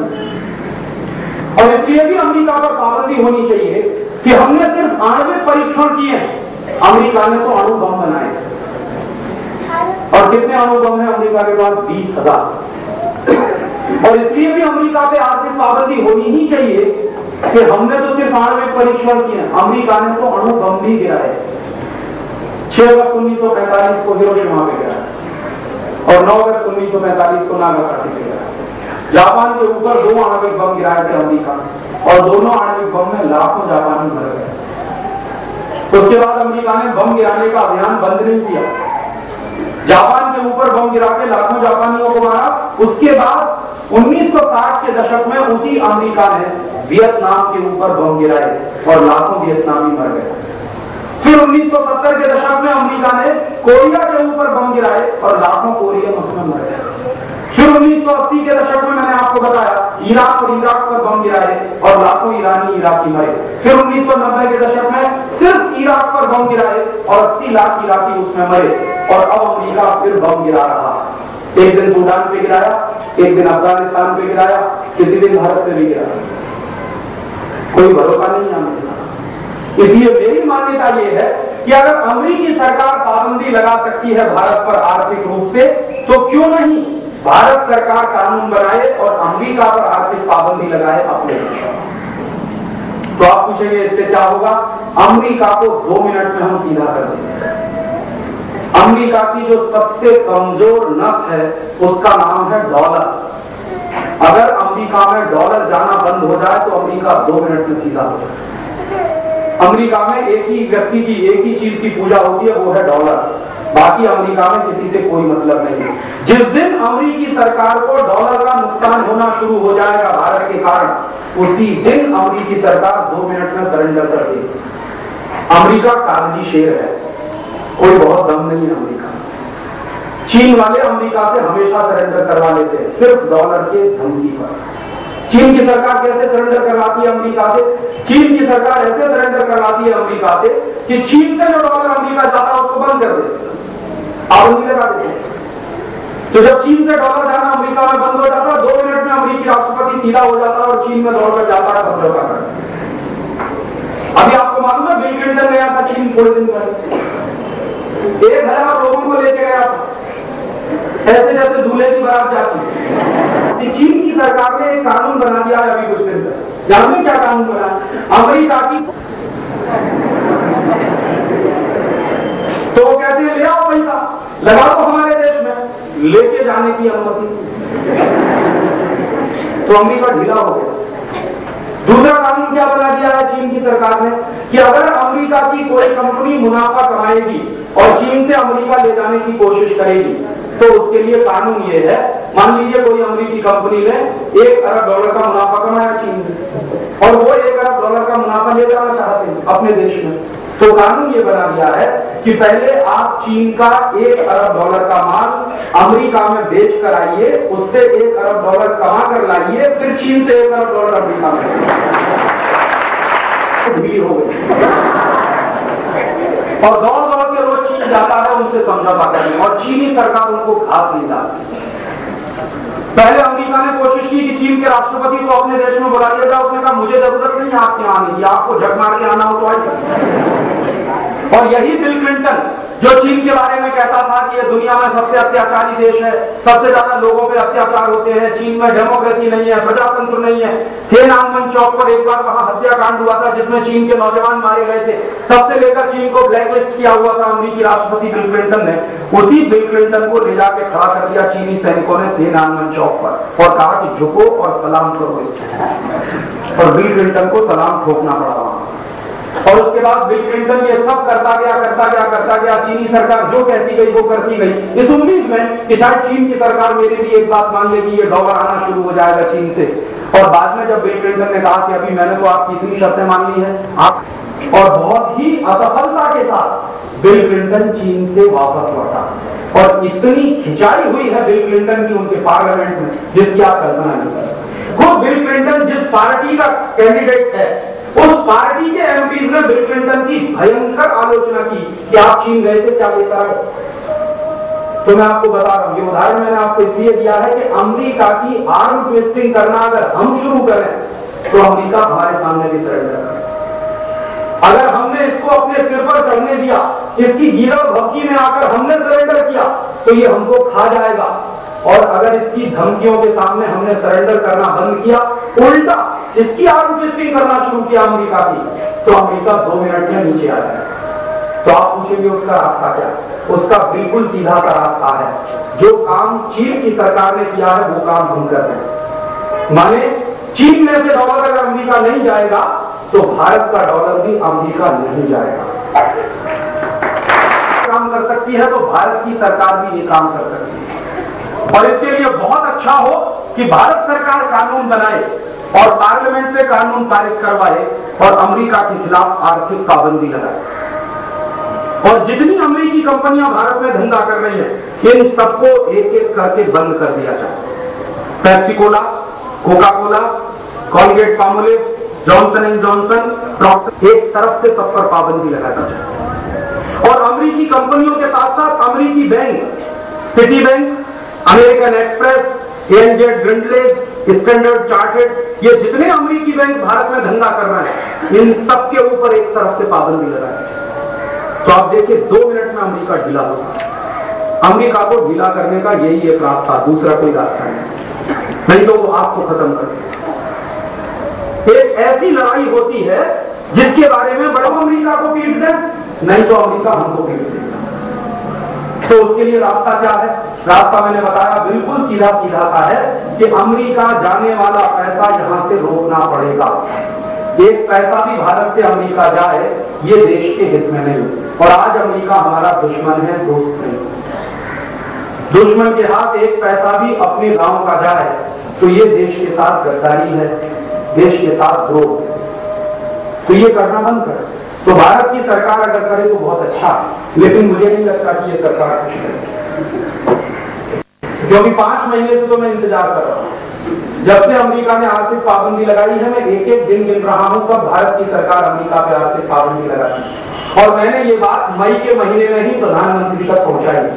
ऐसा नहीं है कि आप कहेंगे राजीव भाई आप कभी मिले थे, मई के महीने में ही इन सारी बातों को बहुत ही डिटेल तरीके से ड्राफ्ट बनाकर मैंने प्राइम मिनिस्टर और फाइनेंस मिनिस्टर तक पहुंचा दिया कि आप ऐसे ऐसे पाबंदी लगाइए अमेरिकी कंपनियों पर, अमेरिकी बैंकों पर, भारत का इतना भला हो जाएगा। और मैंने तो उसमें यह कैलकुलेशन की अगर अमेरिका ने आर्थिक पाबंदी लगाई हमारे ऊपर और वहां से $2 अरब आना बंद हो गया भारत में, $200 करोड़ आना बंद हो गया भारत में, तो अगर हम अमेरिका के सिटी बैंक पर पाबंदी लगा दें, पेप्सी कोला पर पाबंदी लगा दें, कोका कोला पर पाबंदी लगा दें, उनकी दूसरी थॉमसन नाम की कंपनी पर लगा दें, एलजी नाम की कंपनी पर लगा दें, तमाम अमेरिकी कंपनियां हैं जिन पर हम पाबंदी लगा दें, तो देश का तो कुछ खास नुकसान नहीं होने वाला, लेकिन हमारा हजारों करोड़ रुपया हर साल अमेरिका जाने से बच जाएगा। वहां से सिर्फ $200 करोड़ नहीं आएगा और यहां से हजारों करोड़ नहीं जाएगा, लेकिन अभी तक तो सरकार ने सुना नहीं। और मुझे अफसोस है, ये बहुत ही गंभीर अफसोस है मुझे। आप पूछेंगे क्या? इस सरकार में 3 ऐसे मंत्री हैं जिन्होंने एक जमाने में कोका कोला को भारत से भगाया 1977 में श्री मोरारजी भाई देसाई प्रधानमंत्री बने और उस सरकार में श्री अटल बिहारी वाजपेयी विदेश मंत्री बने और उसी सरकार में जॉर्ज फर्नांडीज उद्योग मंत्री बने और उसी सरकार में लाल कृष्ण आडवाणी सूचना और प्रसारण मंत्री बने। और 1977 की उस सरकार ने 24 घंटे में अमेरिकी कंपनी कोका कोला को भारत से भगा दिया, सिर्फ 24 घंटे लगे। और कोका कोला को नोटिस दिया गया था कि या तो 24 घंटे में आप भारत छोड़ोगे, नहीं तो हम आपकी सारी संपत्ति जब्त करेंगे। और कोका कोला भाग गया। कुछ दम नहीं है इन परदेशी कंपनी, एक झटके में कोका कोला भाग गया। और कोका कोला भागा, उसके पीछे IBM भागा, एक अमेरिकी कंपनी जिसका नाम है इंटरनेशनल बिजनेस मशीन, कंप्यूटर बनाती है, वो भागी यहां। फिर IBM के पीछे पीछे ICL भागा, इंटरनेशनल कंप्यूटर लिमिटेड, ये भी अमेरिका की कंपनी है। तो कोका कोला भागा, IBM भागा, ICL भागा और एक एक करके सब अमेरिकी कंपनियां भागने वाली थी, लेकिन वो सरकार गिर गई, तो इसलिए वो काम अधूरा छोड़ गया। तो मुझे ऐसा लगता था कि जिन सरकारों ने कोका कोला को भगाया, जिन मंत्रियों ने कोका कोला को भगाया, जब वो दोबारा से मंत्री बन जाएंगे इस देश में तो 24 घंटे में कोका कोला को भगाएंगे, पेप्सी कोला को भगाएंगे। लेकिन 5 महीना हो गया है इंतजार करते करते, ना तो कोका कोला को भगाया ना पेप्सी कोला को भगाया। तकलीफ मुझको ये है कि जो श्री अटल बिहारी वाजपेयी विदेश मंत्री थे आज प्रधानमंत्री, जो जॉर्ज फर्नांडीज पहले उद्योग मंत्री थे आज रक्षा मंत्री, जो लाल कृष्ण आडवाणी पहले सूचना और प्रसारण मंत्री थे आज गृह मंत्री हैं। माने तीनों का ही प्रमोशन हुआ और तीनों की ही ताकत पहले से ज्यादा। अटल जी तो सीधे प्रधानमंत्री है ना, और जॉर्ज फर्नांडीज तो रक्षा मंत्री है ना, और लाल कृष्ण आडवाणी तो गृह मंत्री है। ये तीनों ही मंत्रालय 1, 2, 3 नंबर के हैं। प्रधानमंत्री होता है, फिर गृह मंत्री होता है, फिर रक्षा मंत्री होता है, फिर वित्त मंत्री होता है। तो 1, 2, 3 पोजीशन पर तीनों वो लोग हैं जिन्होंने कोका कोला भगाया। और आज उन्हीं के जमाने में गांव गांव में सबसे ज्यादा कोका कोला दिख रहा है। सबसे ज्यादा अफसोस की बात है। इससे क्या नतीजा निकालना चाहते हैं? मैं एक ही नतीजा निकालना चाहता हूं कि सत्ता के अंदर जाकर चरित्र कैसे फेंक दिया जाता है, सत्ता के अंदर जाकर आदर्शों को कैसे बलि चढ़ा दिया जाता है, उसका ये सबसे नंगा उदाहरण है। तो मुझे तो उम्मीद नहीं है कि ये सरकार करेगी। तो फिर आप पूछेंगे किससे उम्मीद है? मुझे आप लोगों से उम्मीद है। तो बंदा समझौता कर सकते हैं। अब ये देश में बिल्कुल खुला हो गया, कोई पार्टी समझौता करने में किसी से पीछे नहीं है और कोई पार्टी कीचड़ और दलदल में गिरने में किसी से पीछे नहीं। हर पार्टी ने रिकॉर्ड कायम किया है कि तू ज्यादा गिरा कि मैं ज्यादा गिरा। और अब इस देश में मैं मानता नहीं कि कोई भी पार्टी राष्ट्रवादी है। हर पार्टी कुर्सीवादी है, सत्तावादी है, स्वार्थवादी। राष्ट्रवादी तो कोई है नहीं। अगर ये राष्ट्रवादी होते तो तनख्वाहें बढ़ाते, पगारें बढ़ाते 3-3 गुना। इस साल तो इनको ये सिद्ध करना चाहिए था कि हमारा राष्ट्रवाद इतना प्रखर है कि हम हिंदुस्तान में 2-3 साल पगार नहीं लेंगे। कोई नेता भूखा नहीं मरता, कभी मरा भी नहीं है। इस देश में 40 करोड़ लोग गरीबी की रेखा के नीचे हैं। इस साल गरीबी और तेजी से बढ़ रही है, महंगाई तेजी से बढ़ रही है, भुखमरी तेजी से बढ़ रही है। भारत के कारखाने बंद हो गए हैं, 2,62,000 कारखाने इस देश के बंद हो गए हैं, 8 करोड़ मजदूर इस देश के बेरोजगार हो गए हैं। पिछले 8 साल से जो उदारीकरण की नीतियां भारत में चल रही हैं, उन उदारीकरण की नीतियों का ये नुकसान हुआ है पूरे के पूरे देश को। तो मुझे ऐसा लगता था कि भारत के राष्ट्रवादी नेता कम से कम इतना तो करेंगे कि पगार नहीं देंगे इसका, क्योंकि मैंने सुना और मुझे मालूम है कि पाकिस्तान के नेता इस समय पगार नहीं दे रहे। पाकिस्तान का प्रधानमंत्री नवाज शरीफ बिना पगार के काम कर रहा, बिना वेतन के काम कर रहा। पाकिस्तान का राष्ट्रपति बिना वेतन के काम कर रहा। पाकिस्तान के जितने मंत्री हैं, जितने खासदार हैं, बिना वेतन के काम कर रहे हैं। क्यों?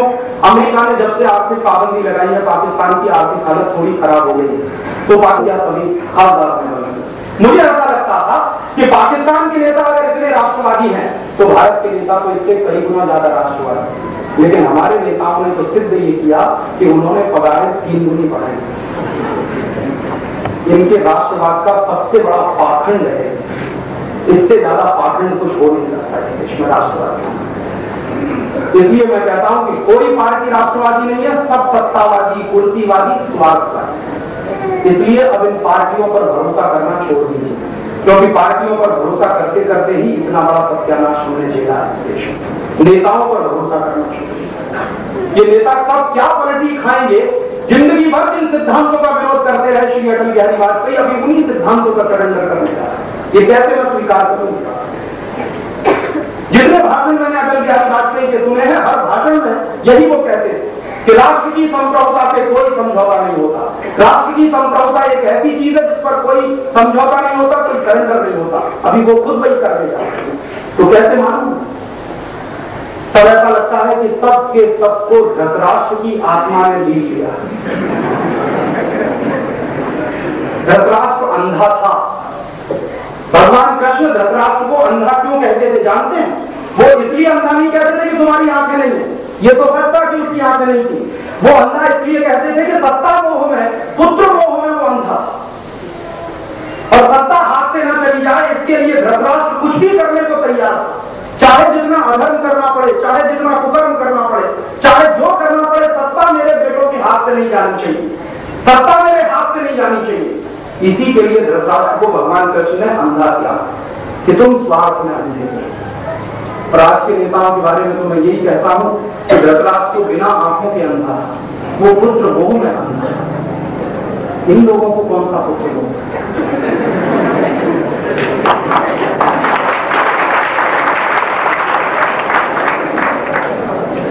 पूछिए ना श्री अटल बिहारी वाजपेयी से, आपको कौन सा पुत्र मोह?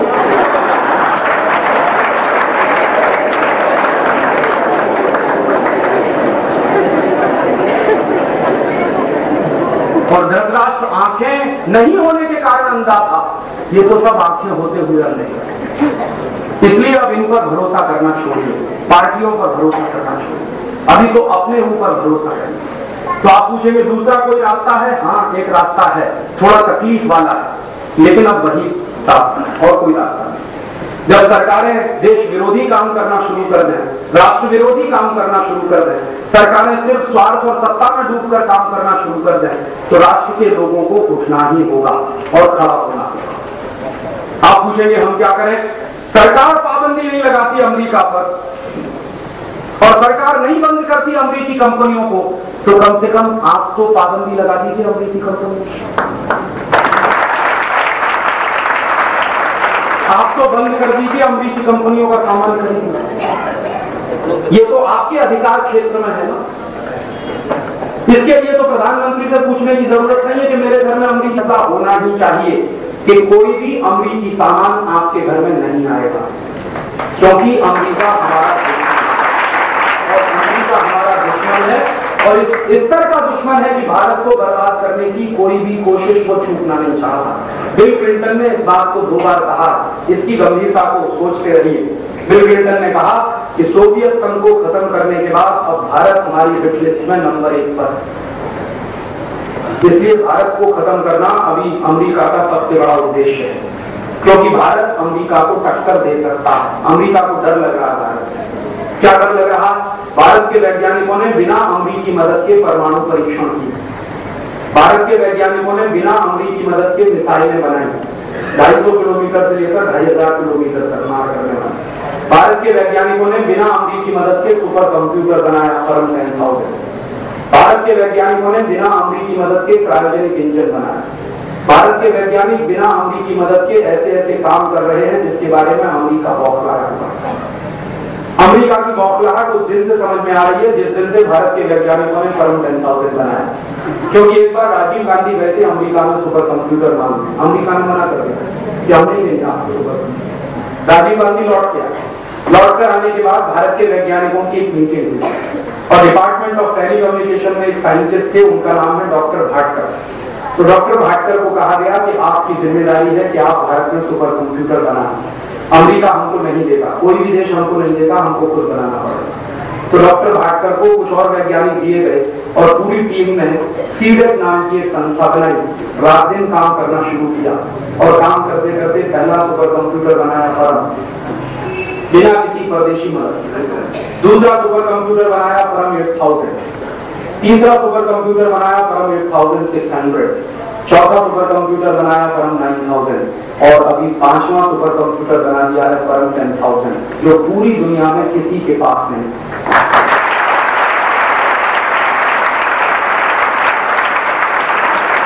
परम 10,000 नाम का सुपर कंप्यूटर पूरी दुनिया में सिर्फ हमारे पास है। इस क्वालिटी का सुपर कंप्यूटर ना अमेरिका में है ना जापान में।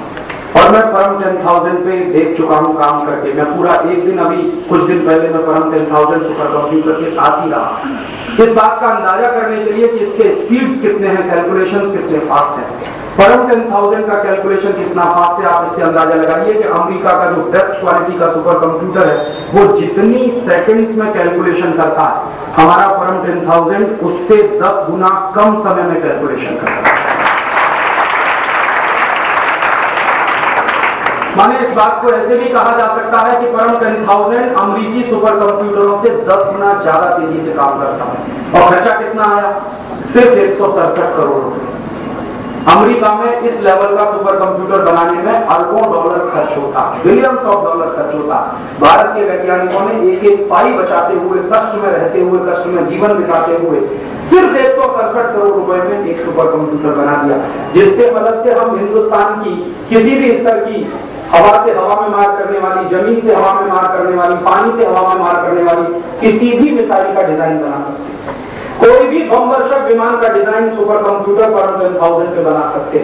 कुछ भी बात हमें पता करनी हो, माने आप जान लीजिए कि वो सारी दुनिया की सूचनाएं हमको दे सकता है। अगर हमको पता करना हो कि हिंदुस्तान के किस गांव में कितना सोना है जमीन के नीचे, वो बता देगा। हमको पता करना हो कि हमारे तेल के कुएं जो है उनमें कितना तेल और बाकी है, वो बता देगा। हिंदुस्तान में कितना कोयला छुपा हुआ है जमीन के नीचे, वो बता देगा। कोई भी एक ऐसी जानकारी नहीं है जो वो हमको ना बता सके। इस क्वालिटी का सुपर कंप्यूटर हमारे पास है और अमेरिका उसी दिन से बौखलाया हुआ। और अमेरिका की बौखलाहट क्या है? उसकी बौखलाहट ये है कि भारत के वैज्ञानिकों ने ये जो परम 10,000 सुपर कंप्यूटर बना लिया, जो आईबीएम कंपनी सुपर कंप्यूटर बना रही है उससे कई गुना ज्यादा अच्छा हमारा सुपर कंप्यूटर है, सस्ता भी बहुत है, इसलिए अमेरिका बौखला है। और अमेरिका इसलिए भी बौखलाया हुआ है कि बिना उनकी मदद के, बिना किसी विदेशी की मदद के हमने 250 किलोमीटर से मार करने वाली मिसाइल से लेकर 2,500 किलोमीटर की मार करने वाली मिसाइल बनाई।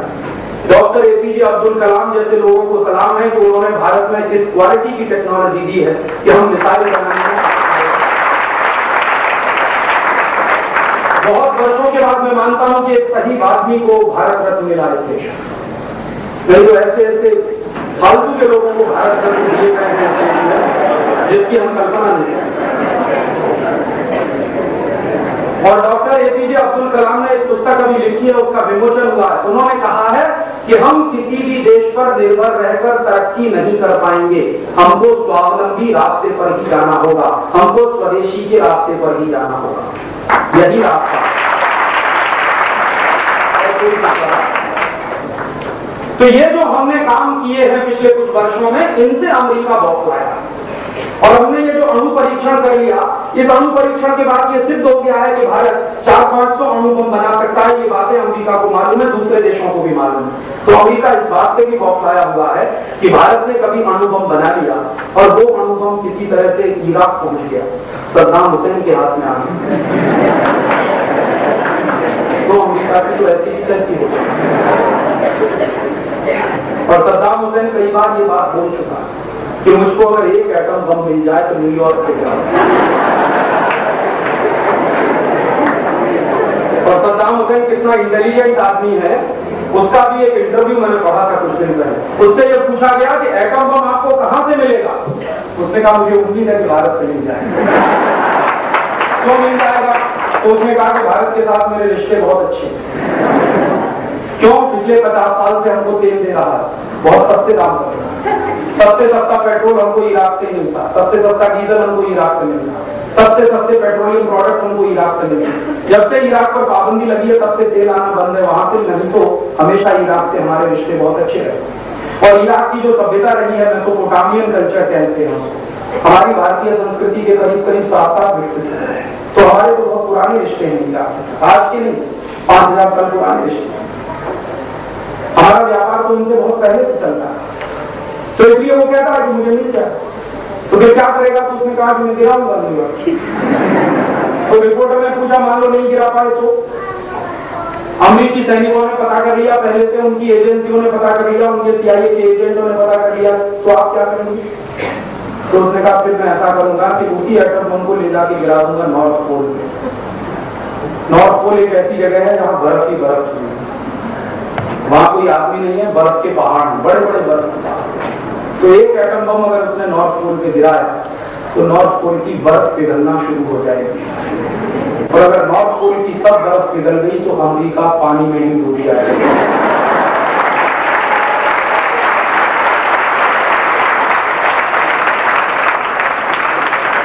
इसलिए अमेरिका बौखलाया हुआ है कि कहीं ये एटम बम अगर सद्दाम हुसैन के हाथ में तो अमेरिकी हालत बहुत खराब हो जाएगी। और इस बौखलाहट में अमेरिका ये सब कर रहा है। मेरा ये मानना है कि अमेरिका ने पिछले 50 साल में जितने पाप किए हैं उन सब पापों की सजा उसको मिलेगी एक न एक, क्योंकि दुनिया में सत्य है और दुनिया में सत्य की सुरक्षा भी होती रही है। आज से नहीं, रावण के जमाने से कंस के जमाने। रावण चाहे जितना ताकतवर हो जाए, कंस चाहे जितना ताकतवर हो जाए, एक ना एक दिन उनको मरना ही होता। और जो जितने अहंकारी होते हैं वो मुस्ताल बात करेगा। हमको हमारे देश के बारे में सोचना होगा कि हम अमेरिका से अपनी दूरी कैसे बढ़ाएं। दोस्ती करेंगे नुकसान होगा, दूरी रहेगी फायदे में रहेंगे। और मेरा मानना यह है कि अगले साल मई 1999 के बाद जब डॉलर गिरना शुरू हो जाएगा तो हमारा व्यापार जितना डॉलर में होगा उतना ही नुकसान। इसलिए डॉलर पे डिपेंडेंस हमको कम करना होगा, और डॉलर पर डिपेंडेंस कम करने के लिए बहुत जरूरी है कि भारत से अमेरिकी कंपनियों को विदा कर दिया जाए, भगा दिया जाए। इसलिए मैंने आपसे अपील की कि भारत सरकार नहीं भगा सकती, मत भगाए, लेकिन हम सब भगा सकते हैं। तो मेरी आपसे पहली अपील है कि अमेरिकी कंपनियों के सामान खरीदना बंद कर दें, पेप्सी कोला पीना बंद कर दें, कोका कोला पीना बंद कर दें, हम सब लिमका और ये सब इसलिए भी पीना बंद करिए, Pepsi Coca Thums Up Limca Citra की ये पीने लायक नहीं। एक तो अमेरिकी सामान है, दूसरा इसका मुनाफा अमेरिका जाता है। कितना जाता? पेप्सी की बोतल 70 पैसे की बनती, 10 रुपए की बिकती, 1300 टका मुनाफा है अमेरिकी कंपनी को, 1300 टका मुनाफा कमाती है अमेरिकी कंपनी का। ऐसी कोका कोला की बोतल 72 पैसे में बनती, 10 रुपए की बिकती, और कोका कोला का जो टिन का पैक है 18 रुपए में मिलता है, 200 मिलीलीटर टिन पैक में जो कोका कोला, इसका माने लगभग 100 रुपए में 1 किलो, लगभग 100 रुपए में। तो 100 रुपए में 1 किलो कोका कोला बिक रहा, 14 रुपए में 1 किलो गाय का दूध मिलता, 27 रुपए में 1 लीटर पेट्रोल मिलता, 100 रुपए में 1 लीटर कोका कोला मिलता। पेट्रोल से महंगा कोका कोला, गाय के दूध से महंगा कोका। तो क्यों किया हम सब? पागल नहीं थे, बेवकूफ। इसलिए कोका कोला पीना बंद करिए, Pepsi, Thums Up, Limca, Citra, Mirinda ये सब पीना बंद करिए। पेप्सी कोला की और कोका कोला की बोतलों को समुद्र में फेंकवा दिया। क्यों? ब्रिटेन के डॉक्टरों का कहना है कि पेप्सी और कोक पीने से कैंसर होता है और किडनी फेल हो जाती है। तो आप क्या करें? क्योंकि अगर हम पेप्सी कोला पीते रहेंगे, कोका कोला पीते रहेंगे, तो पैसा यहां से अमेरिका जाता है। और 70 पैसे का पानी हम 10 रुपए में पिएंगे तो कितना पैसा अमेरिका जाएगा, आप उसका अंदाजा तो लगाएंगे। इसलिए कल से कोई भी पेप्सी नहीं पिएगा, जो भी सभा में यहां बैठे हैं। Pepsi, Coca Cola, Thums Up, Limca कि हमारे देश के 2 लाख गांवों में पीने का पानी नहीं, करोड़ों लोगों को पीने का पानी नहीं मिलता। जिस देश के करोड़ों लोगों को पीने का पानी नहीं मिलता, उस देश में अगर कोई पेप्सी और कोका कोला पीते हुए मैं देखता हूं तो मेरा खून जलता है। तो मुझे लगता है कि ये सबसे बड़ा राष्ट्रद्रोही है जो पेप्सी और कोक पीता है। एक तो अपना पैसा देश के बाहर भेज रहा है, इस देश के लाखों करोड़ों लोगों को पीने का पानी नहीं मिल रहा, देश का पैसा तो जा रहा है, खुद भी बर्बाद हो रहा है। इसलिए आप पिएंगे नहीं और किसी को पिलाएंगे नहीं। और अगले 3 महीने के बाद मुझे ये खबर मिलनी चाहिए कि पुसद गांव में पेप्सी और कोका कोला की सब दुकानें बंद हो चुकी हैं।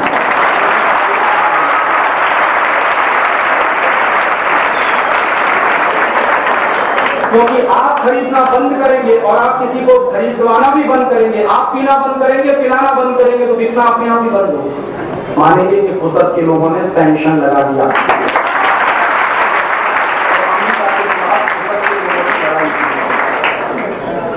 ऐसे ही मेरा एक दूसरा निवेदन है। बहुत लोग ऐसा बोलेंगे कि क्या पिए फिर राजीव भाई? नारियल का पानी, संतरे का रस, मौसमी का रस, नींबू का शरबत, दही की लस्सी, दही की ताक, दही की छाछ, गाय का दूध, कुछ नहीं मिले तो माटले का पानी तो है घर में, तो माटले का पानी पिएंगे, लेकिन पेप्सी नहीं, कोक नहीं, थम्स अप नहीं, लिम्का नहीं। और ऐसे ही एक और अमेरिकी कंपनी खरीदना हर व्यक्ति बंद करेगा। किसी के घर में भी कॉलगेट नहीं आना चाहिए और इसकी डेडलाइन भी 3 महीने रखें। ये 3 महीने के बाद कॉलगेट की बिक्री पुसद में खत्म हो जानी चाहिए। कोई कॉलगेट नहीं खरीदेगा। और कॉलगेट के अलावा आप पूछेंगे क्या क्लोजअप खरीदे? वो भी नहीं खरीदे। कॉलगेट, क्लोजअप, सिबाका, फॉरहन, पेप्सोडेंट, ये सब खरीदना बंद। एक भी टेस्ट खरीदने लायक नहीं है। कॉलगेट तो अमेरिकी कंपनी है, पेप्सोडेंट, क्लोजअप, सिबाका, फॉरहन, ये सब की कंपनी। और यूरोप भी आज हमारी मदद नहीं कर रहा।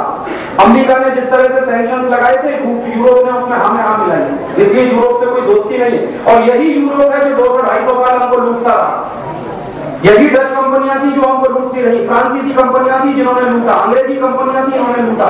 इसलिए यूरोप भी भारत का कभी दोस्त नहीं रह सकता। इसलिए यूरोपियन कंपनियों का माल भी नहीं खरीदे। तो पेप्सी, कोका, थम्स अप के साथ साथ कॉलगेट, क्लोजअप, सिबाका, फॉरहन, पेप्सोडेंट सब खरीदना बंद। तो आप पूछेंगे फिर क्या? लिम्बा की काढ़ी,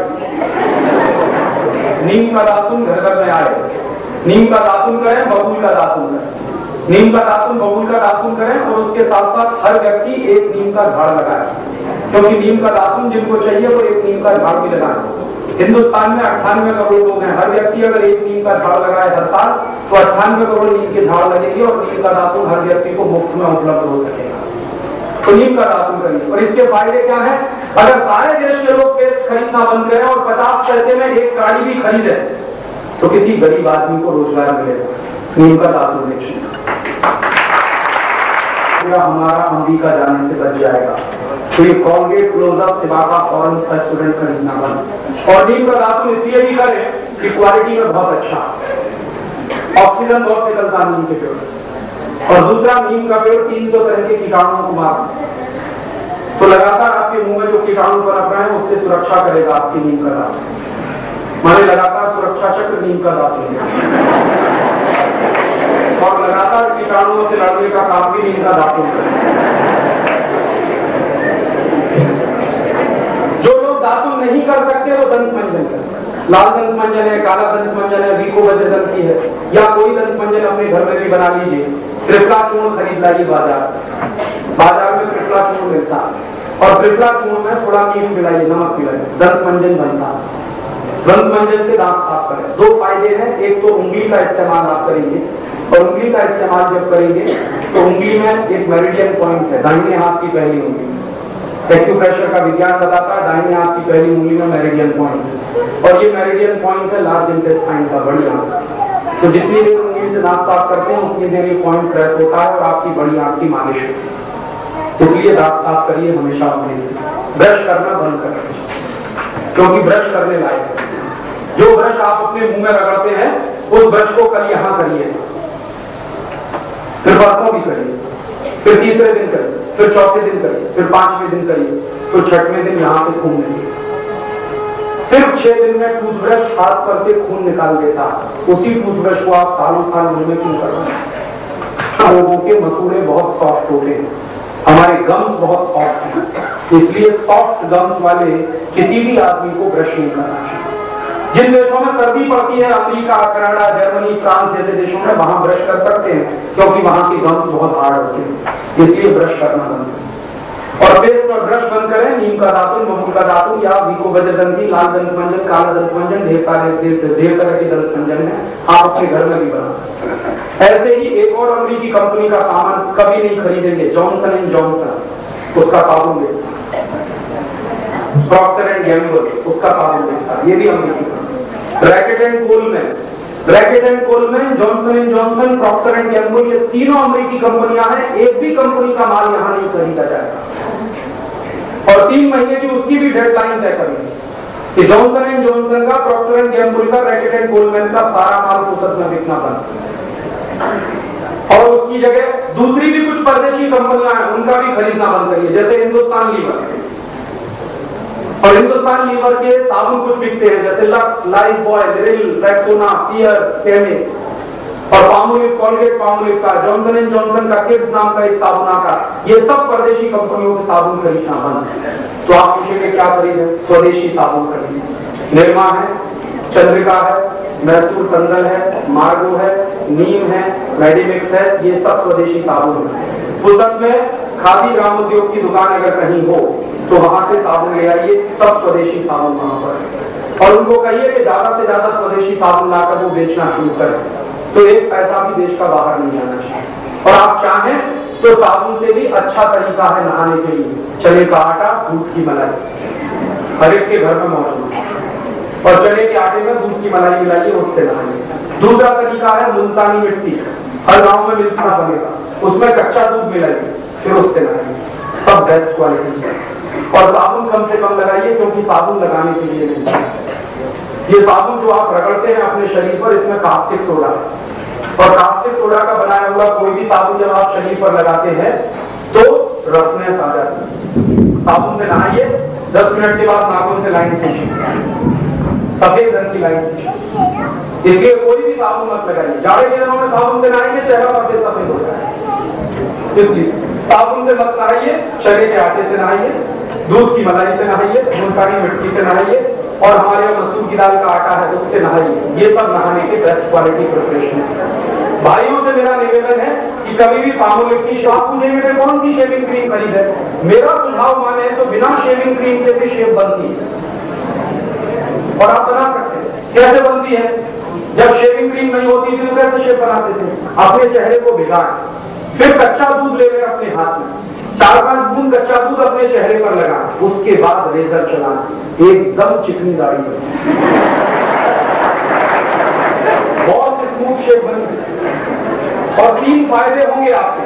सबसे पहला फायदा, ब्लेड आपका 2 गुना चलेगा। अगर आप कच्चा दूध लगा के शेप बना रहे हैं तो 2 गुना ब्लेड चलेगा। दूसरा फायदा, कच्चा दूध लगाकर आप शेप बना रहे हैं तो आपको आफ्टर शेव लोशन लगाने की जरूरत ही नहीं है। और तीसरा बड़ा फायदा, कच्चा दूध लगाकर शेव बना रहे हैं तो कच्चा दूध चेहरे की सफाई करता है। कच्चा दूध बहुत अच्छा क्लीनिंग एजेंट है, तो रोज अगर आप चेहरे पे लगाएंगे आपके चेहरे की सफाई होगी, चेहरे की सफाई होगी, चेहरे में चमक आ जाएगी, और बिना पैसे में स्मार्ट हो जाएंगे आप। मेरा स्वाद क्या है? पामोलिव बिकना बंद, ओल्ड स्पाइस बिकना बंद, कोई भी शेविंग क्रीम परदेशी कंपनी की नहीं। ऐसे ही आपसे निवेदन है कि इनके साबुन, शेविंग क्रीम खरीदना बंद करें, इनके पाउडर भी खरीदना बंद करें। प्रॉक्टर एंड गैम्बल का एरियल आता है वो खरीदना बंद करें। हिंदुस्तान लीवर का सर्फ आता है, रिन आता है, डील आता है, वो खरीदना बंद करें। इन सब परदेशी कंपनियों के कपड़ा धोने के साबुन भी ना खरीदें।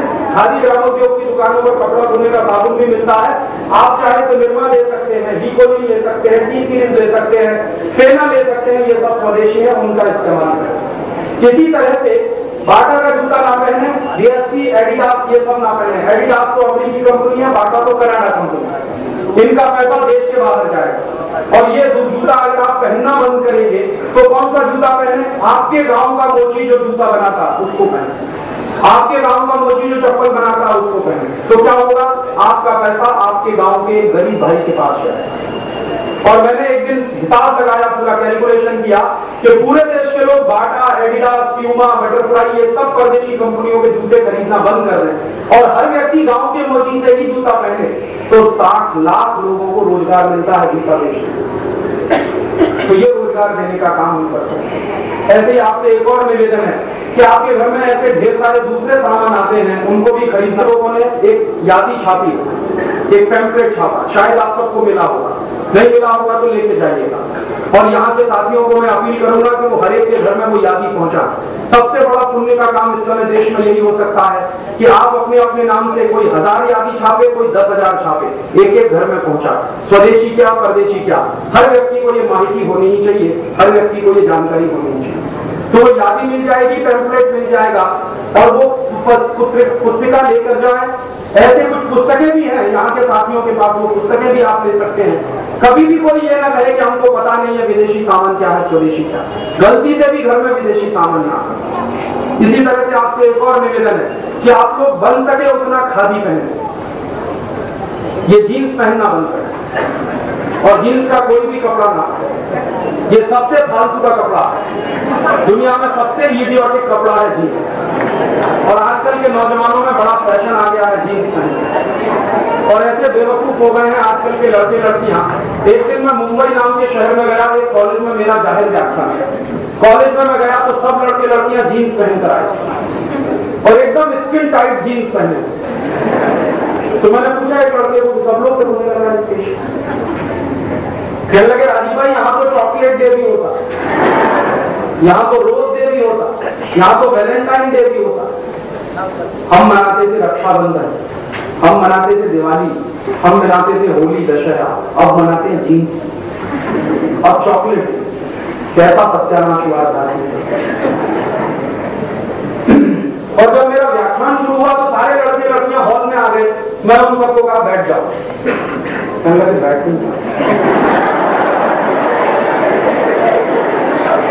क्योंकि इतनी टाइट जीन्स पहन रखी थी कि बैठते ही फटती। मैंने एक लड़के को कहा कि भाई तकलीफ क्या है तुझको? उसने कहा मुश्किल से राजी भाई ये मैंने चढ़ाई है। मैंने कहा कैसे चढ़ाते? तो उसने कहा जमीन पे लेटना पड़ता है। मैंने कहा भाई तू पागल है, इडियट है कि स्मार्ट? चढ़ाने में तकलीफ हो रही है, उतारने में उससे ज्यादा तकलीफ हो रही है। वो खुद ही कह रहा था कि जब उतारते हैं तो पता नहीं अंदर का क्या क्या होता है।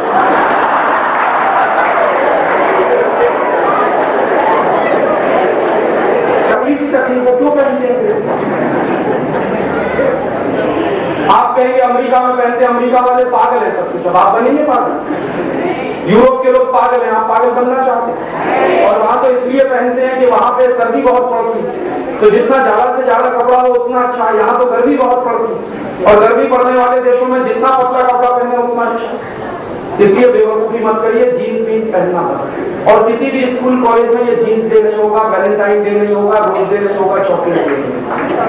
ये भारतीय संस्कृति के ठीक उल्टी बात है, ये सब बंद कराइए और भारतीय संस्कृति के काम करिए, भारतीय संस्कृति का अनुरूप काम करिए।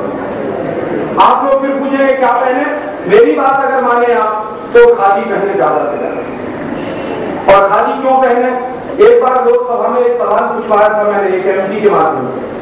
एमपी से मैंने ये कहा, मेरा एक दोस्त है, मैंने कहा कि सरकार से पूछो एक साल में कितनी खादी बिकती है पूरे देश।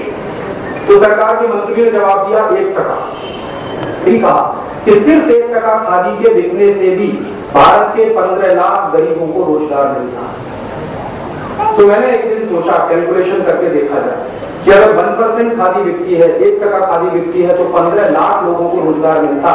अगर 100% खादी बिके तो, 100% खादी बिके तो 1500 लाख गरीबों को रोजगार मिले, माने 15 करोड़ गरीबों को रोजगार मिले। और 15 करोड़ गरीबों को अगर रोजगार मिलता है, कोई गरीबी दूर करनी है तो खादी करिए। और खादी में आप क्या क्या कर सकते हैं? साल में आप कुछ जोड़ी कपड़े खादी के पहनिए, कुर्ते पजामे के रूप में। कुछ कपड़े ऐसे भी हैं जैसे टॉवल है, खादी का ले लीजिए, रुमाल है, खादी के ले लीजिए, पर्दे बनाने में आपको खादी के ले लीजिए, सोफा सेट का कवर बनाना खादी का ले लीजिए, बेडशीट चाहिए आपको खादी का ले लीजिए, ओढ़ने के लिए चाहिए तो खादी का ले लीजिए। माने जितना ज्यादा से ज्यादा खादी की बिक्री बढ़े उतना ही हिंदुस्तान के लोगों को रोजगार बढ़े। और उसी दिन से मैंने खादी पहनना शुरू किया। तो मैं आपको भी निवेदन करता हूँ कि आप भी ज्यादा से ज्यादा खादी पहने।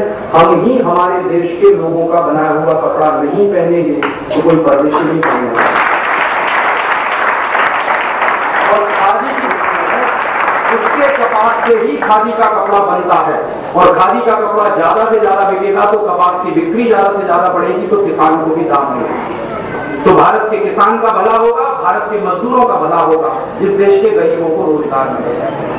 और एक आपसे और निवेदन है कि हम लोग ये जो परदेशी कंपनियों का बहिष्कार कर रहे हैं, अमेरिकी कंपनियों का पूरी ताकत से बहिष्कार कर रहे हैं, इसके साथ साथ एक काम और करिए, अमेरिकी बैंकों का बहिष्कार करिए। मेरा निवेदन यह है, वैसे तो शायद मुझे उम्मीद नहीं, लेकिन फिर भी मैं आपसे ये कहना चाहता हूं जानकारी के लिए, ध्यान रखने के लिए, कि आपके किसी दोस्त का या आपका सिटी बैंक में कोई खाता हो तो उसको तत्काल बंद करें। हमें सिटी बैंक में अपना कोई खाता नहीं रखना, स्टेट बैंक ऑफ इंडिया में रखिए। भारत के तमाम नेशनल बैंक हैं, जो हमारे राष्ट्रीय बैंक हैं या हमारे कोऑपरेटिव बैंक हैं, उनमें अपने बैंक अकाउंट खोलिए, ना कि सिटी बैंक में, अमेरिकन एक्सप्रेस में, एनजेड में। आपका कोई रिश्तेदार बंबई में रहता है, दिल्ली में रहता है, पूना में रहता है, बड़े शहरों में रहता है, वहां पर सिटी बैंक की ब्रांचेस हैं, अमेरिकी बैंकों की ब्रांचेस हैं, उनके पास अगर सिटी बैंक का कार्ड है, उनका अकाउंट अगर सिटी बैंक में है, तो उनको आप लगातार इस बात के लिए प्रमोट करिए, उनको लगातार इस बात। और इसी तरह से एक काम और करें कि अगर हम अमेरिकी कंपनियों का बहिष्कार करते हैं, सामान खरीदना बंद करते हैं, अमेरिकी बैंकों का बहिष्कार करते हैं, हर साल हजारों करोड़ रुपया इस देश का बचता है। इसी तरह से एक काम और करिए, अमेरिकी टीवी चैनलों का भी बहिष्कार करें। जो सबसे खतरनाक अमेरिकी टीवी चैनल है उसका नाम है स्टार टीवी, और जो दूसरा सबसे खतरनाक अमेरिकी टीवी चैनल है उसका नाम है ESPN।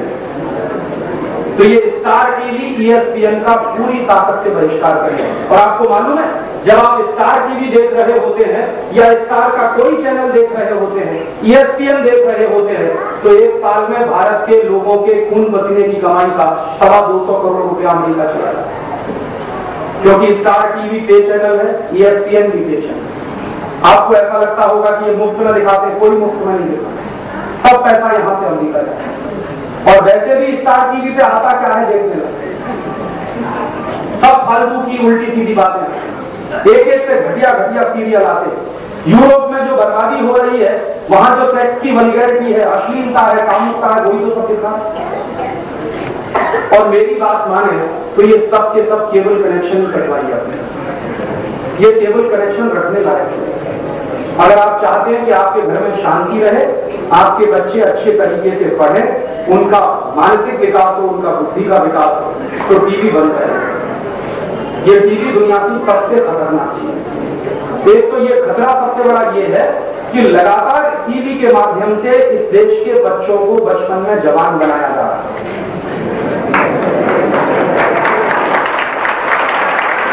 और इस बात की गंभीरता का आपको एहसास तब होगा जब आपके घर में कोई दुर्घटना हो जाएगी, आपकी बेटी के साथ या आपके बेटे के साथ। इंडिया टुडे का अंक पढ़ेंगे आप, रो देंगे अंदर। इस देश में ये शुरू हो गया है, 12-12 साल की बच्चे, 13-13 साल की लड़कियां सेक्सुअल रिलेशन करती हैं। उनके माँ बाप भेजते हैं उनको पढ़ने के लिए, और वो फंसते हैं किसी दूसरे चक्कर में। और कई बच्चों के इंटरव्यू आए हैं उसमें इंडिया टुडे में, मैं तो अंदर से कांप गया कि क्या हो रहा है इस देश में। ये सब मैंने देखा है, अमेरिका में होता है, यूरोप में होता है। अमेरिका में 11 साल की लड़की भी मां बनती है, 10 साल की लड़की भी मां बनती है। अमेरिका में ये साधारण सी बात है कि 12-13 साल की उम्र में लड़की पहली बार मां बन जाए, किसी को वहां आश्चर्य नहीं होता, क्योंकि वही उनकी संस्कृति। और अमेरिका में आप जाएंगे तो आपको ऐसे ढेरों स्कूल मिलेंगे जहां पर उन लड़कियों को पढ़ाया जाता है जो 11, 12, 13 साल में मां बनती है। उन्हीं बच्चियों के लिए अलग से स्पेशल स्कूल है अमेरिका। उनको सिखाया जाता है कि बच्चे को कैसे पालना चाहिए, उसकी परवरिश कैसे करनी चाहिए, क्योंकि 11 साल की बच्ची खुद बच्ची है, वो बच्चे को कैसे पालना तो सिखाया जाता है, इसके स्कूल चलते हैं। यूरोप में भी यही है, यूरोप में तो कई देश। और ये सब सत्यानाश अमेरिका में और यूरोप में जानते हैं क्यों हुआ? Free sex. जो फ्री सेक्स और फ्री सेक्स एजुकेशन आया वहां की सोसाइटी में, उसी से सबसे बड़ा सत्यानाश है। और अब वहां के लोगों को लगता है कि भारतीय संस्कृति बहुत अच्छी है। मेरे बहुत सारे दोस्त अमेरिका, उनके बेटे बेटियां जवान होने वाले हैं, उनको रात दिन चिंता खाए रहती कि पता नहीं बेटी का क्या होगा, बेटे का क्या होगा। शायद ही कोई ऐसी लड़की आपको अमेरिका में मिले जो शादी के पहले 2-3 बार एबॉर्शन ना करा चुकी। हाँ, इस पे हंसी मत, गंभीरता है। ऐसी लड़की शायद ही आपको मिलेगी अमेरिका, और यूरोप में तो बहुत ही असंभव है। और शायद ही ऐसे पति पत्नी मिलेंगे आपको जो एक दूसरे के प्रति वफादार रहते हो। बिल क्लिंटन सबसे बड़ा उदाहरण।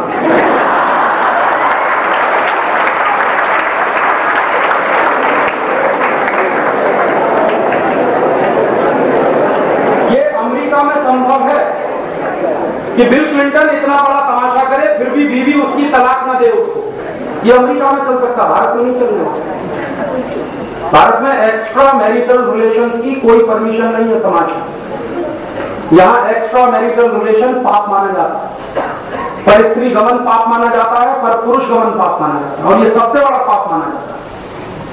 और इसको रोकने के लिए ही भारत के ऋषियों ने, मुनियों ने संयम नाम की संस्कृति विकसित की है। संयम रखो अपने ऊपर, दूसरे की माँ को माँ की तरह से देखो, दूसरे की बेटी को बेटी की तरह से देखो, बहन की तरह से। यहाँ स्त्री स्त्री नहीं है, या तो माँ है, या तो बहन है, या तो बेटी है। तो जैसे ही किसी स्त्री को हम स्त्री के रूप में देखते हैं तो एक भाव होता है, और उसको माँ के रूप में जब देखते हैं तो तुरंत भाव बदलता है। जैसे ही किसी स्त्री को स्त्री के रूप में देखते हैं तो एक भाव होता है, लेकिन जब उसको बहन के रूप में देखना शुरू करते हैं तुरंत भाव बदलता है। बेटी के रूप में देखना शुरू करते हैं, भाव बदल जाता है। मन में पवित्रता आ जाती है, मन में संयम आ जाता है। और ये पवित्रता और संयम की बहुत पुरानी संस्कृति है भारत की, जिसको तोड़ने की साजिश हो रही है टेलीविजन के माध्यम से। टेलीविजन में आप देखिए जितने सीरियल्स आते हैं, सब सीरियल एक्स्ट्रा मैरिटल रिलेशन दिखाते हैं। किसी की बीवी किसी के साथ भागी, किसी का पति किसी के साथ भागा, कोई किसी की प्रेमिका को लेकर भाग गया, कोई किसी के प्रेमी के साथ चली गई। यही सब किससे कहानी, और उसके लिए मार धाड़, लड़ाई झगड़े, इसकी हत्या करवाना, उसकी हत्या करवाना, इसके खिलाफ साजिश करना, उसके खिलाफ। तो आप सोचिए, आप देख क्या है, भारतीय संस्कृति की ठीक उल्टी बातें आपको दिखती है। या बेटी शादी के पहले मां बने तो ये सबसे बड़ा कलंक है। और स्वाभिमान सीरियल में हर लड़की को शादी के पहले ही मां बनता पड़े। क्यों दिखा रहे हैं? ताकि भारत के लोग भी बिल क्लिंटन की तरह से करें। हमारी मां बहन बेटियां सड़क पर चलना असुरक्षित हो जाए, यही चाहते हैं। इस देश की एक एक बहन, एक एक बेटी सड़क पर निकलने में मुश्किल पैदा हो जाएगी अगर इसी तरह के टीवी सीरियल इस देश में दिखाए जाएंगे, इसी तरह की फिल्में दिखाई जाएंगी। इसलिए आप लोग इसको जल्दी से जल्दी बंद कर दीजिए अपने घर में। और आपने इसको बंद किया तो शांति आएगी आपके घर में, संस्कार बनेंगे आपके बच्चों के, संस्कार आपके भी बनेंगे। और जो आपका चित्त भटक रहा है फालतू की बातों में, कामुकता में, अश्लीलता में, सेक्स की वल्गैरिटी में हम सब फंसते चले जा रहे हैं धीरे धीरे, वो सब फसाओ बढ़ सकता है, रुक सकता है। और हमारे यहाँ इस बात पर गंभीरता से ध्यान दीजिए। कहा जाता है अगर चरित्र गया तो सब गया। If character is lost everything. TV रखा रहेगा, कैरेक्टर चला जाएगा। क्या करेंगे टीवी? अपने बच्चों को चरित्र नहीं दे सकते, संस्कार नहीं दे सकते, उनको माँ बाप नहीं बनाना। बच्चों को संस्कार देकर एक जिम्मेदार नागरिक बनाना इस दुनिया का सबसे मुश्किल काम। तो जिनको संस्कार देना नहीं आता, जिनको बच्चों को चरित्र की शिक्षा देनी नहीं आती, वो माँ बाप न बने। कम से कम इस भारत पर बोझा तो न बने। और अगर आप माँ बाप बने हैं तो उसकी गंभीरता को समझें और उसको निभाएं। आप ही अगर टीवी के सामने बैठ जाएंगे अश्लीलता और कामुकता देखने के लिए, तो आपके बच्चे कैसे होंगे? ऐसा तो हो नहीं सकता कि आप बच्चों को कहेंगे तुम होमवर्क करो, टीवी देखो। सारे काम जिनको आप करेंगे, अपने बच्चों को साहित्य की शिक्षा दें, अपने बच्चों को संस्कृति पढ़ाएं, अपने बच्चों को भारतीयता बताएं, अपने बच्चों को संगीत सिखाएं, अपने बच्चों को कला सिखाएं, पेंटिंग बनाना सिखाइए, मूर्ति बनाना सिखाइए, वायलिन बजाना सिखाइए, गिटार बजाना सिखाइए, सितार बजाना सिखाइए। तमाम काम है जो कर सकते हैं और आप करवा सकते हैं अपने बच्चों को। तो साहित्य है, संगीत है और कला है, इनकी शिक्षा गहराई के साथ बच्चों को मिलनी चाहिए, तो भारतीयता बढ़ेगी और भारतीय संस्कृति का विकास होगा और ये अश्लीलता कम होगी, कामुकता कम होगी और अमरीकी संस्कृति भारत में रुक जाएगी। तो ये काम भी हमको करना है। साथ साथ ये काम चलेगा, एक तरफ परदेशी सामानों का बहिष्कार, दूसरी तरफ अमरीकी सामानों का पूरी तरह से खरीदना बंद, सिर्फ स्वदेशी ही खरीदेंगे, खादी पहनेंगे और अपने घर में बन सके उतना ये केबल कनेक्शंस को निकालेंगे और केबल कनेक्शंस निकालकर घर घर को मुक्त कराएंगे, भारतीय संस्कृति को फिर से वापस लाएंगे। ये कुछ कुछ काम है जिनको हर व्यक्ति अगर करे तो इस देश का कुछ भी नहीं बिगाड़ पाएगा अमेरिका, और हम बचे रहेंगे अमेरिका के दुष्प्रभाव से, हम बचे रहेंगे यूरोप के दुष्प्रभाव से। यही आपसे मैं कहने आया था और आपसे कुछ मांगने आया, वोट मांगने नहीं आया। किसी पार्टी से मेरा कोई रिश्ता नहीं और ना आपसे वोट मांगने, तो आप मुझे क्या मांगने आया? आपसे संकल्प मांगने आया हूं, वो भी अपने लिए नहीं, इस राष्ट्र के। आपका संकल्प चाहिए। एक तो आप हमेशा स्वदेशी इस्तेमाल करें, ये संकल्प चाहिए। अमरीकी सामानों का बहिष्कार करें, ये संकल्प चाहिए। और आपके घर में परदेशी टीवी चैनल बंद हो जाए, इसका संकल्प चाहिए। और ये संकल्प अगर आप मुझे देंगे तो मुझे लगेगा कि इस देश में क्रांति हो सकती है। क्रांति आपके घर से होगी। क्रांति पहले अंदर होती है, बाहर बाद में होती है। और अगर ये काम शुरू हो जाए गांव गांव गली गली इस देश में, तो वैचारिक क्रांति अपने आप शुरू हो जाएगी।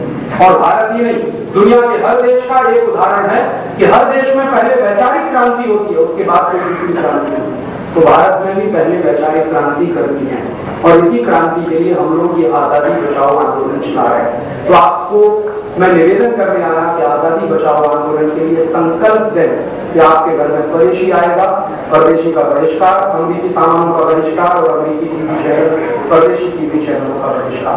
और जो लोग संकल्प ले सकें वो कृपया अपने स्थान पर खड़े हो जाएं। मैं एक एक शब्द दोहराऊंगा, आप मेरे पीछे कहेंगे, मैं एक एक वाक्य कहूंगा, आप मेरे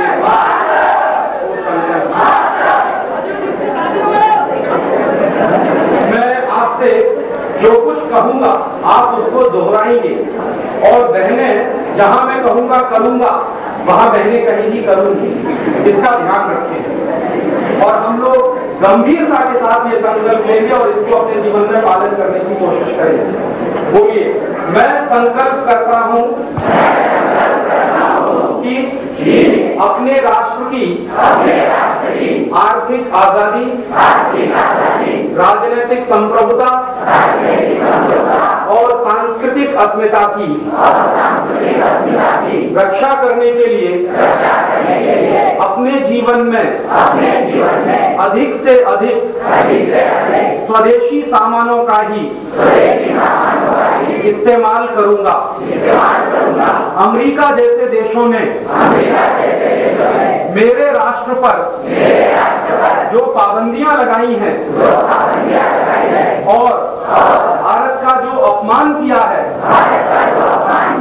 उसको ध्यान में रखते हुए मैं संकल्प करता हूं कि कभी भी किसी भी अमरीकी कंपनी का कोई सामान नहीं खरीदूंगा। Pepsi Cola, Coca Cola, Colgate, Johnson and Johnson, Procter and Gamble आदि अमरीकी कंपनियों का पूरी ताकत से बहिष्कार करूंगा। अपने राष्ट्र की सांस्कृतिक अस्मिता को बचाने के लिए मैं संकल्प करता हूं कि परदेशी टीवी चैनल और सिनेमा का यथाशक्ति बहिष्कार करूंगा। बहुत